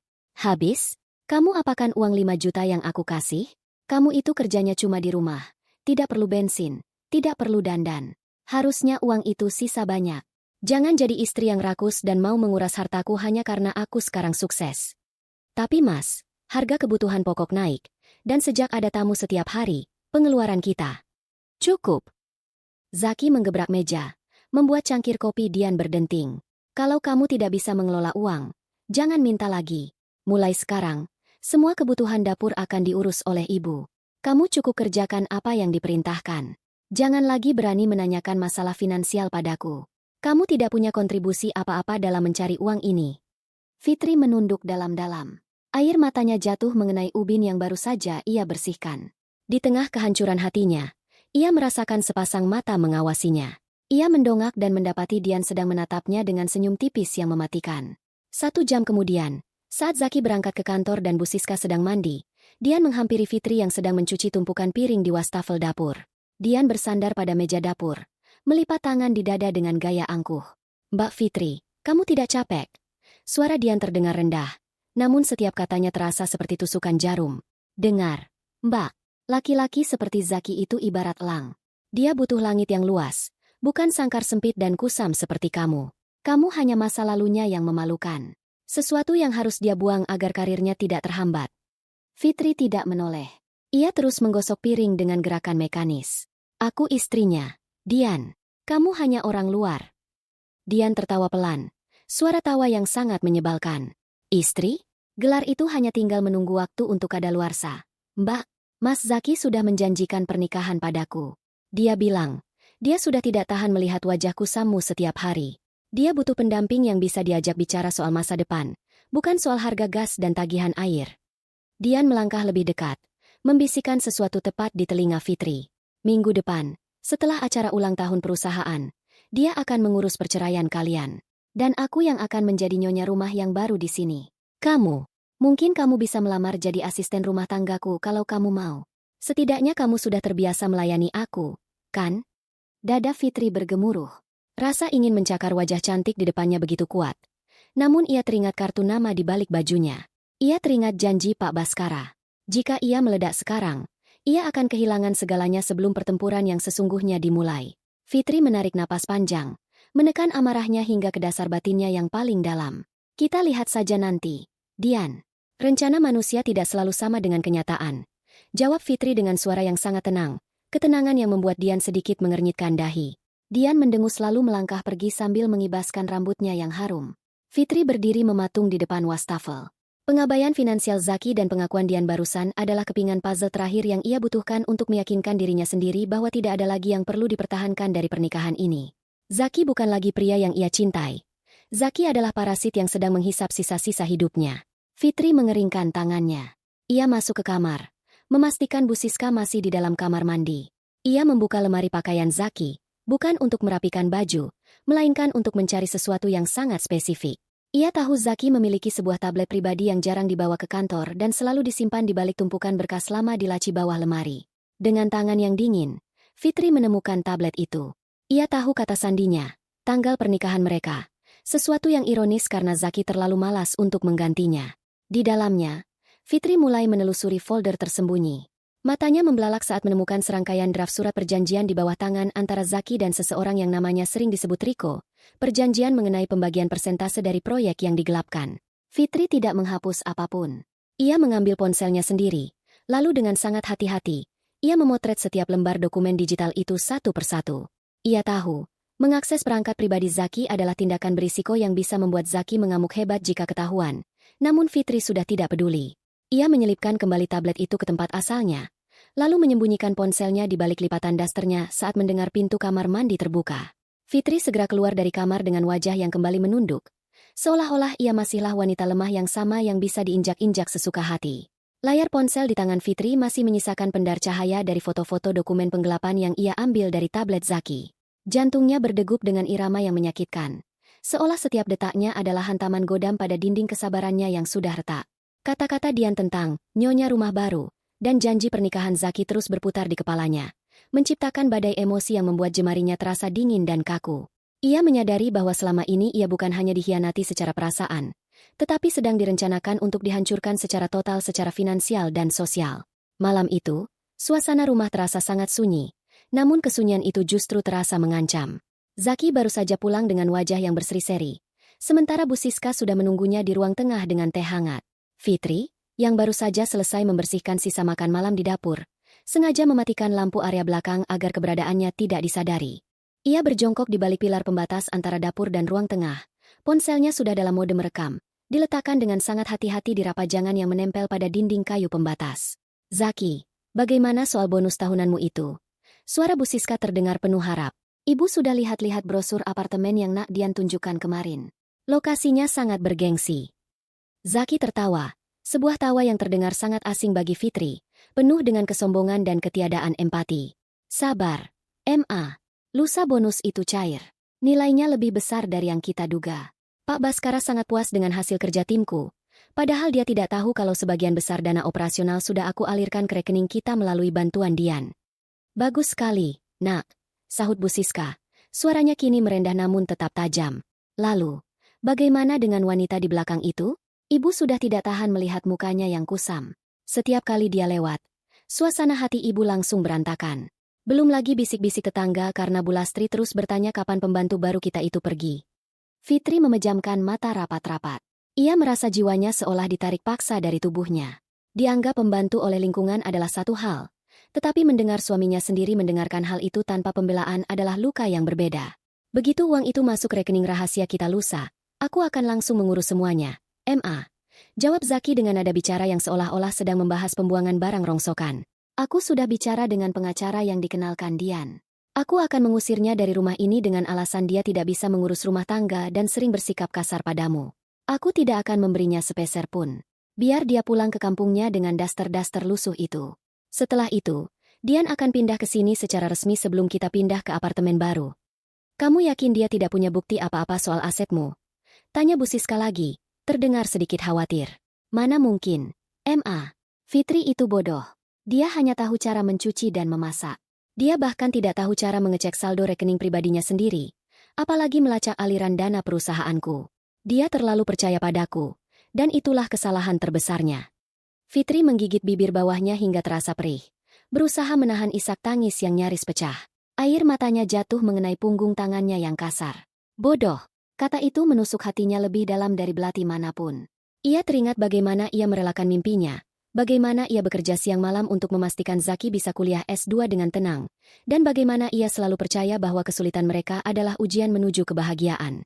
Ternyata, pengabdiannya hanyalah alat bagi Zaki untuk membangun tangga menuju kesuksesannya sendiri, dan setelah sampai di atas, Zaki berniat menendang tangga itu hingga hancur. Percakapan di ruang tamu berlanjut ke rencana teknis pengusiran. Mereka tertawa saat membahas bagaimana reaksi Fitri nantinya jika tiba-tiba disodori surat cerai dan perintah pengosongan rumah dalam waktu 24 jam. Fitri merasa mual. Ia merasa seolah-olah sedang berdiri di tepi jurang dan didorong oleh orang-orang yang paling ia cintai. Setelah suara langkah kaki Zaki dan Bu Siska menjauh menuju kamar masing-masing, Fitri keluar dari persembunyiannya. Ia mengambil ponselnya dengan tangan yang bergetar hebat. Ia segera menghentikan rekaman dan menyimpannya di folder tersembunyi yang ia beri nama, Masa Depan. Ia berjalan menuju kamar mandi dapur, membasuh wajahnya dengan air dingin yang seolah-olah tidak mampu memadamkan api yang membakar batinnya. Fitri menatap pantulan wajahnya di cermin kecil yang sudah mulai kusam. Wajah yang lelah, mata yang sembab, dan kulit yang tidak terawat. Namun, di balik kelelahan itu, kini muncul sesuatu yang baru, sebuah ketajaman sorot mata yang belum pernah ada sebelumnya. Fitri menyadari satu hal. Zaki menganggapnya bodoh karena ia selama ini memilih untuk diam dan mengalah. Zaki menganggapnya tidak berdaya karena ia selalu menempatkan harga diri suaminya di atas segalanya. Sekarang, harga diri itu telah mati, dibunuh oleh pemiliknya sendiri. Ia kembali ke kamar tidur kecilnya di dekat area cuci, kamar yang sejak sebulan lalu ia tempati karena Zaki beralasan butuh ruang untuk berpikir. Fitri membuka sebuah kotak kecil di bawah tempat tidur. Di dalamnya terdapat sebuah kunci cadangan brankas kecil di ruang kerja Zaki yang selama ini Zaki pikir telah hilang. Dulu, Zaki sendiri yang memberikannya pada Fitri, jaga-jaga jika terjadi sesuatu. Fitri tahu, bonus tahunan Zaki yang akan cair lusa adalah kunci utama. Jika uang itu masuk rekening rahasia Zaki, ia akan sulit melacaknya. Ia harus melakukan sesuatu sebelum lusa. Sesuatu yang akan memastikan bahwa Zaki tidak akan pernah bisa menikmati uang hasil pengkhianatan itu. Dengan langkah yang sangat sunyi, Fitri keluar dari kamarnya. Ia tidak menuju dapur, melainkan menuju pintu depan. Ia mengambil sepasang sepatu lamanya yang paling nyaman. Tanpa membawa tas besar, hanya dengan ponsel dan kunci cadangan itu di sakunya, ia membuka grendel pintu perlahan. Ia harus menemui Hendra di titik pertemuan rahasia yang sudah mereka sepakati melalui pesan singkat di ponsel cadangan milik Hendra. Ada satu dokumen fisik di dalam laci mobil Zaki yang menurut Hendra seringkali dibawa Zaki saat bertemu dengan orang-orang dari perusahaan cangkang. Fitri memutuskan untuk mengambil dokumen itu malam ini juga. Meskipun ia tahu jika Zaki terbangun dan menemukannya tidak ada di tempat tidur, tamatlah riwayatnya. Getaran suara rekaman rencana pengusiran dirinya lusa malam masih terasa seperti sengatan listrik di jemari Fitri saat ia mengancingkan seragam catering milik Santi. Seragam berbahan polyester warna oranye terang itu terasa kasar dan panas di kulitnya. Sangat kontras dengan gaun sutra berwarna emerald yang dikenakan Dian di ruang tengah. Fitri menatap pantulan dirinya di cermin dapur yang buram. Ia tidak lagi terlihat seperti nyonya rumah, melainkan benar-benar seperti tenaga sewaan yang tidak memiliki arti. Zaki melangkah masuk ke dapur dengan langkah angkuh. Jas hitamnya berkilau tertimpa lampu. Ia mendekati Fitri. Aromanya yang wangi parfum mahal terasa menyesakkan bagi Fitri. Dengan gerakan kasar, Zaki membetulkan keras seragam catering Fitri agar menutupi lehernya lebih rapat. "Ingat rencana kita, Fitri," bisik Zaki. Suaranya rendah dan penuh ancaman yang mematikan. Pak Baskara adalah orang yang sangat tradisional dan menjunjung tinggi profesionalisme. Aku sudah bilang padanya bahwa istriku sedang pulang kampung karena ibunya sakit. Dan aku menyewa jasa catering adikmu untuk jamuan ini. Jika sampai satu kata pun keluar dari mulutmu, atau jika kamu berani menatap matanya, aku tidak akan menunggu sampai lusa untuk melemparmu ke jalanan tanpa sepeser pun uang. Paham? Fitri hanya mengangguk pelan. Matanya menatap lantai dapur yang dingin. Di dalam hatinya, ia merasakan sebuah kehampaan yang mengerikan. Sebuah titik di mana rasa sakit telah berubah menjadi tekad yang membeku. "Paham, Mas," jawabnya lirih. Tak lama kemudian, suara deru mobil mewah terdengar di halaman. Zaki segera memasang senyum terbaiknya. Senyum yang dulu membuat Fitri jatuh cinta namun kini terlihat seperti topeng plastik yang memuakan. Pak Baskara datang didampingi oleh Lina, sekretaris pribadinya yang tampak sangat sigap dengan tablet di tangan. Lina memberikan tatapan profesional namun ada sedikit kerutan di dahinya saat melihat Dian berdiri di samping Zaki untuk menyambut mereka. Seolah Dianlah sang nyonya rumah. "Selamat datang, Pak Baskara. Suatu kehormatan bagi saya bisa menjamu Bapak di kediaman sederhana kami," ujar Zaki dengan nada menjilat yang sempurna. "Terima kasih, Zaki. Rumah yang bagus. Sayang sekali istrimu tidak bisa hadir," sahut Pak Baskara. Matanya menyapu ruangan, tampak mencari sesuatu atau seseorang yang ia temui di supermarket tempo hari. Makan malam pun dimulai. Fitri mulai bergerak dari dapur menuju ruang makan, membawa nampan berisi hidangan pembuka. Ia berjalan dengan kepala tertunduk, mengikuti instruksi Bu Siska yang berdiri di sudut ruangan seperti mandor yang siap menghukum budaknya. Saat Fitri meletakkan piring di depan Pak Baskara, tangannya sedikit gemetar. Ia bisa merasakan tatapan tajam Zaki dan Dian yang mengawasinya seperti elang. "Silakan dinikmati, Pak," bisik Dian dengan suara manis, seolah-olah ia yang menyiapkan segalanya. Pak Baskara melirik ke arah Fitri yang sedang menuangkan air mineral ke gelasnya. Fitri bisa merasakan jantungnya berdegup kencang hingga ke kerongkongan. Ia teringat janji Pak Baskara di supermarket. Datanglah untuk harga diri ayahmu. Di sini ia berada, namun bukan sebagai putri sahabat, melainkan sebagai pelayan di rumahnya sendiri. Puncak penghinaan terjadi saat Bu Siska dengan sengaja menjatuhkan serbetnya ke lantai dan menunjuknya dengan kaki. Pelayan, ambilkan itu. Dan pastikan piring Pak Baskara selalu penuh, jangan lambat. Perintah Bu Siska dengan nada merendahkan di depan tamu-tamu terhormat itu. Fitri berlutut untuk mengambil serbet tersebut. Di bawah meja, ia melihat kaki Zaki dan Dian yang sesekali bersentuhan secara sengaja. Rasa mual menghantam ulu hatinya. Ia merasa martabat mendiang ayahnya sedang diinjak-injak bersama serbet kotor itu. Namun, justru di titik nadir inilah, Fitri merasa kekuatannya kembali. Ia bukan lagi Fitri yang lemah. Ia adalah pemegang kartu as yang sedang menunggu saat yang tepat untuk membantingnya. Lina, sang sekretaris, tampak memperhatikan interaksi itu dengan kening berkerut. Sebagai wanita karir yang cerdas, ia menangkap ada sesuatu yang tidak beres dengan cara keluarga ini memperlakukan tenaga catering mereka. Zaki, catering ini bukankah ini usaha milik adik iparmu? Tanya Pak Baskara tiba-tiba, membuat Zaki tersedak minumannya sendiri. Benar, Pak. Istri saya meminta adiknya membantu karena dia ingin memastikan saya mendapatkan pelayanan terbaik meski dia tidak ada. Jawab Zaki dengan cepat, berusaha menutupi kegugupannya. Fitri kembali ke dapur untuk mengambil hidangan utama. Di sana, ia bertemu dengan Santi yang sedang menyiapkan pencuci mulut. Wajah Santi merah pada menahan amarah. Mbak, cukup. Aku tidak tahan melihatmu dihina seperti ini di depan bos besarnya. Ayo kita keluar dan bongkar semuanya sekarang. Bisik Santi dengan suara bergetar. Fitri memegang tangan adiknya dengan kuat. Belum saatnya, San. Jika aku meledak sekarang, Zaki akan menyebutku gila di depan Pak Baskara dan semua bukti yang kita punya akan dianggap sampah. Aku butuh Pak Baskara melihat sendiri seberapa jauh kebusukan mereka tanpa aku perlu berteriak. Fitri mengambil piring hidangan utama, salmon saus lemon, persis seperti yang sering diminta Dian. Namun, sebelum ia keluar, ia merogoh saku seragamnya. Ia mengeluarkan sebuah benda kecil yang telah ia siapkan. Sebuah flash disk yang berisi rekaman suara rencana pengusiran dan foto-foto penggelapan dana. Fitri melangkah kembali ke ruang makan. Saat ia menyajikan piring terakhir untuk Pak Baskara, ia melakukan sesuatu yang sangat cepat. Di bawah alas piring keramik yang tebal, ia menyelipkan sebuah lipatan tisu kecil yang di dalamnya terdapat kunci cadangan berangkas ruang kerja Zaki dan sebuah catatan pendek bertuliskan nomor loker penitipan barang di supermarket tempat ia menyimpan dokumen asli. Tindakan itu sangat berisiko. Jika Zaki melihat gerakan tangannya, atau jika Pak Baskara tidak sengaja menjatuhkan tisu itu sebelum membacanya, rencana Fitri akan hancur total. Namun, saat Fitri menarik tangannya kembali, ia sempat melirik sekilas ke arah Pak Baskara. Mata mereka bertemu selama 1 detik. Ada sebuah kilatan pengertian di mata pria tua itu. Sebuah pengenalan bahwa wanita berseragam catering ini adalah wanita yang sama yang ia temui di supermarket. Fitri segera berbalik dan masuk kembali ke dapur. Dadanya bergemuruh hebat. Ia tahu, setelah malam ini, tidak akan ada jalan kembali. Ia baru saja menyerahkan kunci kehancuran suaminya langsung ke tangan orang yang paling ditakuti Zaki. Suasana di ruang makan mewah itu mendadak beku. Seolah-olah oksigen di sana baru saja disedot habis. Pak Baskara tidak menyentuh salmon saus lemon yang tersaji di depannya. Matanya justru terpaku pada jemari Fitri yang baru saja meletakkan piring itu. Jemari yang memerah, kasar, dan sedikit bergetar. Pak Baskara bukan pria bodoh. Ia mengenali bekas luka kecil di punggung tangan Fitri. Sisa kecelakaan saat membantu ayahnya merapikan berkas hukum bertahun-tahun silam. Hentikan semuanya. Suara Pak Baskara memecah kesunyian dengan nada rendah yang menggetarkan meja kaca. Zaki, yang sedang tertawa kecil menanggapi candaan Dian, seketika terdiam. Garpu di tangannya berdenting saat bersentuhan dengan piring. Ada apa, Pak? Apa masakannya kurang sesuai dengan selera Bapak? Saya bisa suruh catering ini menggantinya sekarang juga. Pak Baskara berdiri. Kursinya berdiri tajam di atas lantai marmer. Ia tidak menatap Zaki. Ia menatap lurus ke arah Fitri yang masih berdiri dengan kepala tertunduk dalam seragam oranye yang terlalu besar untuk tubuh tirusnya.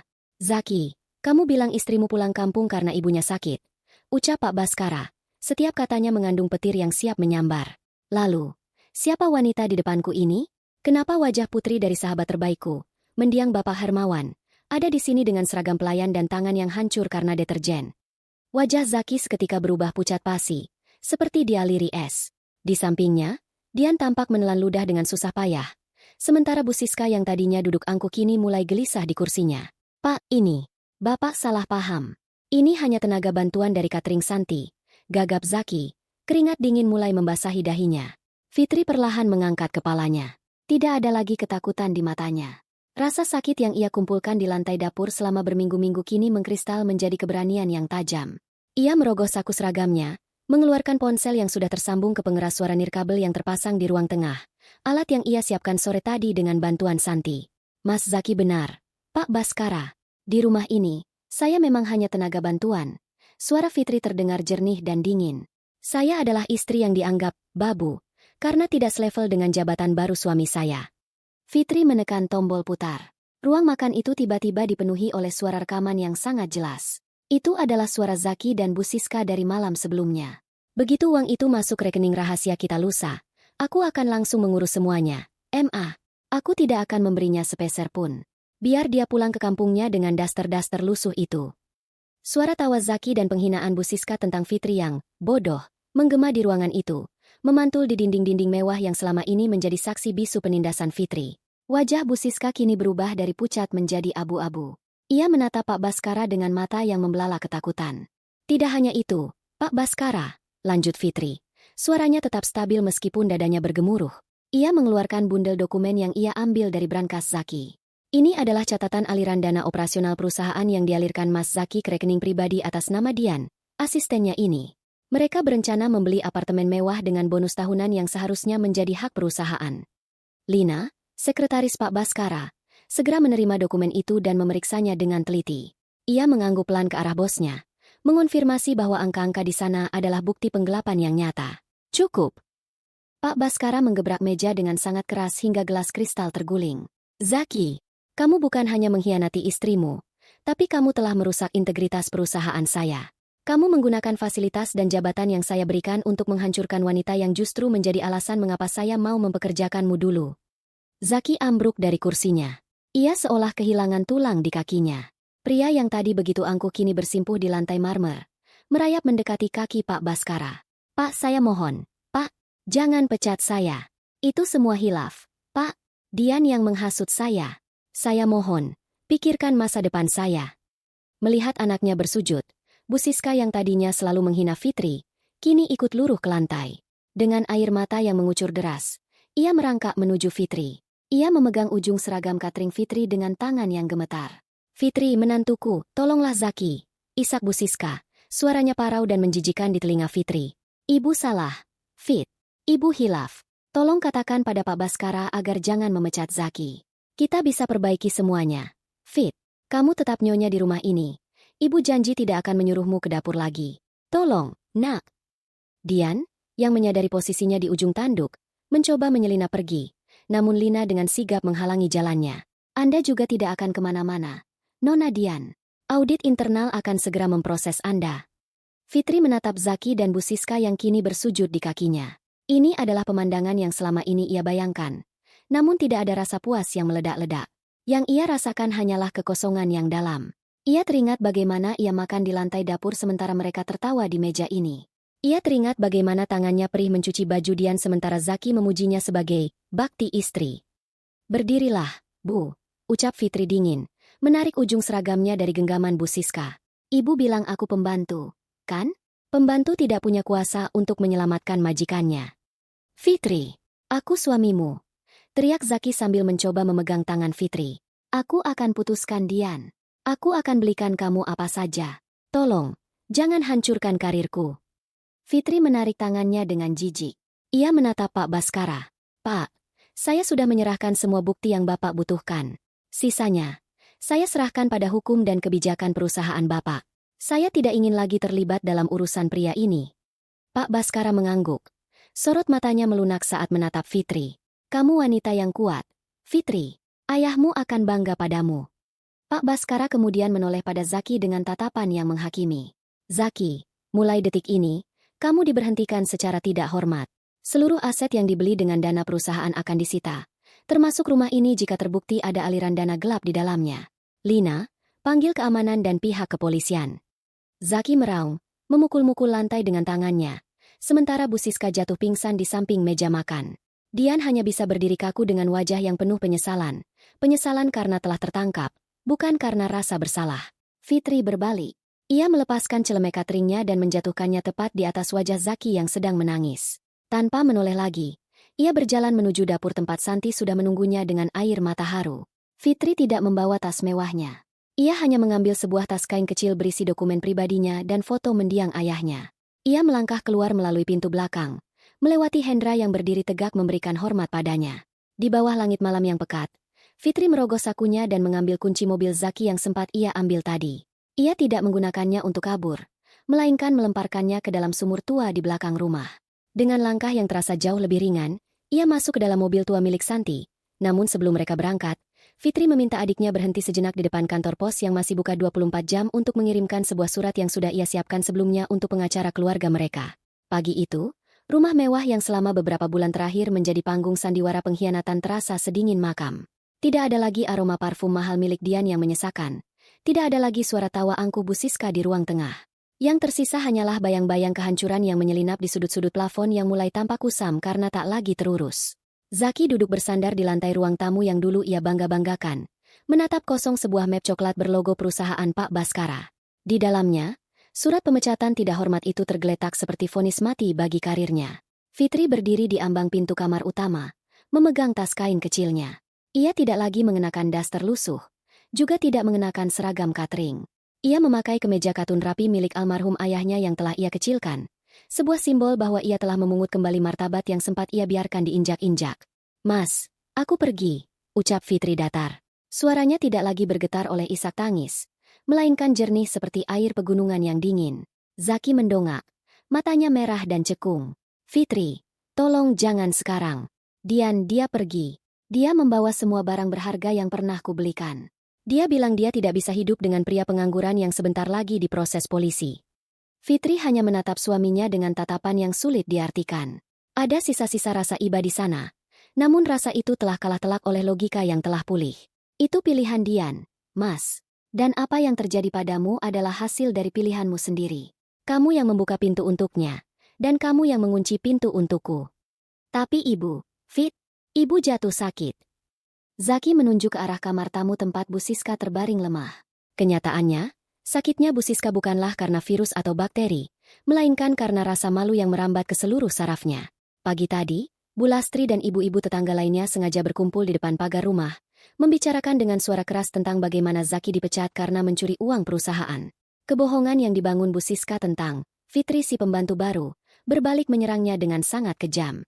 Sekarang, semua orang tahu bahwa pembantu yang mereka hinakan sebenarnya adalah pemilik sah martabat rumah itu, sementara sang nyonya aslinya adalah asisten yang membawa lari harta mereka. Fitri melangkah menuju kamar Bu Siska sejenak. Ia melihat ibu mertuanya yang dulu begitu perkasa kini tampak rapuh, memejamkan mata rapat-rapat karena tak sanggup menatap dunia. Fitri meletakkan segelas air putih dan obat di meja nakas. "Aku sudah memanggil perawat sewaan untuk menjagamu sementara, Bu," bisik Fitri. "Gunakan uang sisa belanja yang sempat aku sisihkan dulu. Itu hakmu. Tapi setelah hari ini, aku bukan lagi orang yang akan menanggung beban penghinaanmu." Bu Siska hanya bisa terisak tanpa membuka mata. Rasa malu telah memenjarakannya lebih kuat daripada jeruji besi manapun. Fitri keluar dari rumah itu dengan kepala tegak. Di halaman, Pak Baskara sudah menunggu di dalam mobil hitamnya bersama Lina. Hendra, sang sopir, segera membukakan pintu untuk Fitri dengan senyum tulus yang memancarkan rasa lega. "Sudah siap, Fitri?" tanya Pak Baskara saat Fitri duduk di kursi belakang. "Siap, Pak," jawab Fitri mantap. Mobil meluncur meninggalkan kompleks perumahan itu. Pak Baskara menyerahkan sebuah dokumen baru kepada Fitri. "Ini adalah akta pendirian perusahaan catering baru atas namamu, Fitri Catering Hermawan. Sebagai penghormatan untuk ayahmu, saya sudah memberikan modal awal yang cukup untuk menyewa ruko dan peralatan profesional. Santi sudah setuju untuk bergabung sebagai kepala produksi. Kamu yang akan memegang kendali manajemennya." Fitri menyentuh kertas itu dengan jemari yang kini sudah mulai halus kembali. "Saya tidak tahu bagaimana cara membalas kebaikan Bapak." "Balaslah dengan menjadi wanita yang tidak bisa lagi direndahkan oleh siapapun," sahut Pak Baskara tegas. "Zaki mungkin akan menjalani proses hukum untuk penggelapan dananya, tapi itu bukan lagi urusanmu. Fokuslah pada duniamu yang baru." Beberapa hari kemudian, ruko itu mulai beroperasi. Fitri berdiri di depan jendela besar kantornya, melihat Santi yang sedang sibuk melatih dua karyawan baru, Mira dan Sari. Mira adalah seorang janda cerai yang memiliki ketekunan tinggi, sementara Sari adalah lulusan SMK Tata Boga yang sangat ambisius. Keduanya memandang Fitri dengan rasa hormat, bukan karena takut, melainkan karena terinspirasi oleh keteguhan hati sang pemilik. Namun, Di tengah kesuksesan yang mulai merayap itu, batin Fitri tetaplah manusiawi. Setiap malam, ia masih kerap terbangun, teringat bagaimana dinginnya lantai dapur tempat ia dulu dipaksa makan. Luka itu tidak hilang, ia hanya berpindah ke tempat yang lebih dalam, menjadi pengingat agar ia tak pernah lagi menjadi lemah. Puncaknya adalah ketika seorang pria bernama Bimo, pengacara muda utusan Pak Baskara, datang membawa berkas final perceraiannya. Bimo adalah sosok yang sangat objektif namun memiliki tatapan yang selalu membuat Fitri merasa harus waspada. "Mbak Fitri, ini dokumen finalnya. Tapi ada satu hal yang harus Mbak ketahui," ujar Bimo sambil memperbaiki letak kacamatanya. Zaki memiliki utang pribadi di luar perusahaan yang cukup besar pada beberapa pihak ilegal. Karena aset rumah sedang dalam sengketa akibat kasus penggelapannya, para penagih utang mulai mencari kerabat terdekat. Meskipun Mbak sudah bercerai, secara administratif di masa utang itu dibuat, Mbak masih istrinya. Darah Fitri seolah berhenti mengalir sejenak. Ia baru saja mulai bernapas. Namun bayang-bayang Zaki seolah masih ingin menyeretnya ke dalam lubang gelap yang sama. "Apa maksudmu, Mas Bimo? Aku harus ikut menanggung utang pria yang mengkhianatiku?" tanya Fitri, suaranya kembali menajam. "Secara hukum, kita bisa melawannya. Tapi ini akan memakan waktu dan biaya legal yang besar." "Atau?" Bimo menjeda kalimatnya, memberikan tatapan yang sangat serius. "Ada opsi lain. Mbak bisa membiarkan mereka menyita seluruh sisa aset rumah itu, termasuk barang-barang kenangan Mbak yang masih tertinggal di sana, agar mereka berhenti mengincar Mbak." Fitri terdiam. Di dalam rumah itu, di gudang bawah tangga, tersimpan peti kayu berisi buku-buku catatan almarhum ayahnya dan surat-surat cinta ibunya. Itu adalah sisa-sisa jati dirinya yang paling berharga. Menyelamatkannya berarti ia harus berurusan kembali dengan lingkaran setan Zaki dan para penagih utang yang berbahaya. Membiarkannya berarti ia benar-benar memutus sejarahnya. Fitri menatap keluar jendela, ke arah Plang, Catering Hermawan, yang terpampang gagah. Ia sadar, hidup mandiri tidak berarti hidup tanpa masalah. Ia baru saja keluar dari satu pertempuran, hanya untuk menemukan medan perang yang baru. Fitri mengambil pena di atas mejanya. Dengan tangan yang tidak lagi gemetar, ia menatap Bimo. "Aku akan mengambil risiko itu, Mas Bimo. Tapi bukan untuk membayar utangnya. Aku akan membeli kembali sisa aset rumah itu melalui lelang tertutup sebelum orang-orang itu menyitanya. Berapapun biayanya, aku akan mengambil apa yang menjadi hak sejarahku, meskipun itu berarti aku harus meminjam modal tambahan dari Pak Baskara dan mempertaruhkan seluruh keuntungan perusahaan catering ini untuk setahun ke depan." Bimo tampak terkejut dengan keberanian Fitri. "Itu taruhan yang sangat besar, Mbak. Jika catering ini gagal dalam 3 bulan pertama, Mbak akan kehilangan segalanya. Benar-benar segalanya." Fitri tersenyum tipis, sebuah senyum yang mengandung luka sekaligus baja. "Aku sudah pernah kehilangan segalanya saat aku masih menjadi istri Zaki. Kehilangan harta karena berjuang untuk harga diri, jauh lebih terhormat daripada kehilangan harga diri demi mempertahankan harta." Fitri pun menandatangani dokumen persetujuan pengurusan lelang tersebut. Keputusan itu kecil, hanya goresan tinta di atas kertas. Namun risikonya bisa meruntuhkan hidup barunya yang baru saja dibangun. Fitri berdiri, berjalan menuju pintu keluar ruko untuk menyapa pelanggan pertamanya. Ia melangkah dengan kepala tegak, meski ia tahu, badai baru mungkin sedang menuju ke arahnya di cakrawala yang jauh. Perjalanan Fitri dalam kisah ini mengajarkan kita bahwa pengabdian tanpa batas kepada orang yang tidak menghargai kita bukanlah sebuah kemuliaan, melainkan bentuk pengabaian terhadap diri sendiri. Jangan pernah mematikan cahaya Anda hanya agar orang lain bisa bersinar, karena pada akhirnya, hanya harga diri dan kemandirianlah yang akan menjadi tempat berpijak paling kokoh saat dunia di sekitar Anda runtuh. Ingatlah bahwa kesuksesan yang dibangun di atas pengkhianatan dan air mata orang lain hanya akan menghasilkan istana pasir yang menunggu waktu untuk runtuh. Maka tetaplah berdiri tegak, jaga integritas Anda, dan percayalah bahwa setiap luka adalah ruang bagi kekuatan baru untuk tumbuh menjadi jati diri yang lebih tangguh. Terima kasih telah setia mengikuti setiap babak emosional dalam drama bersambung ini hingga mencapai titik akhirnya.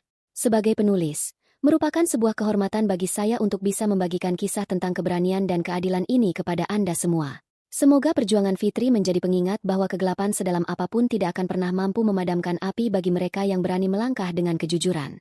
Sampai jumpa di karya-karya drama selanjutnya yang tak kalah menyentuh dan penuh pelajaran hidup. Salam hangat. Tetaplah menjadi bintang utama yang bersinar dalam cerita hidup Anda sendiri.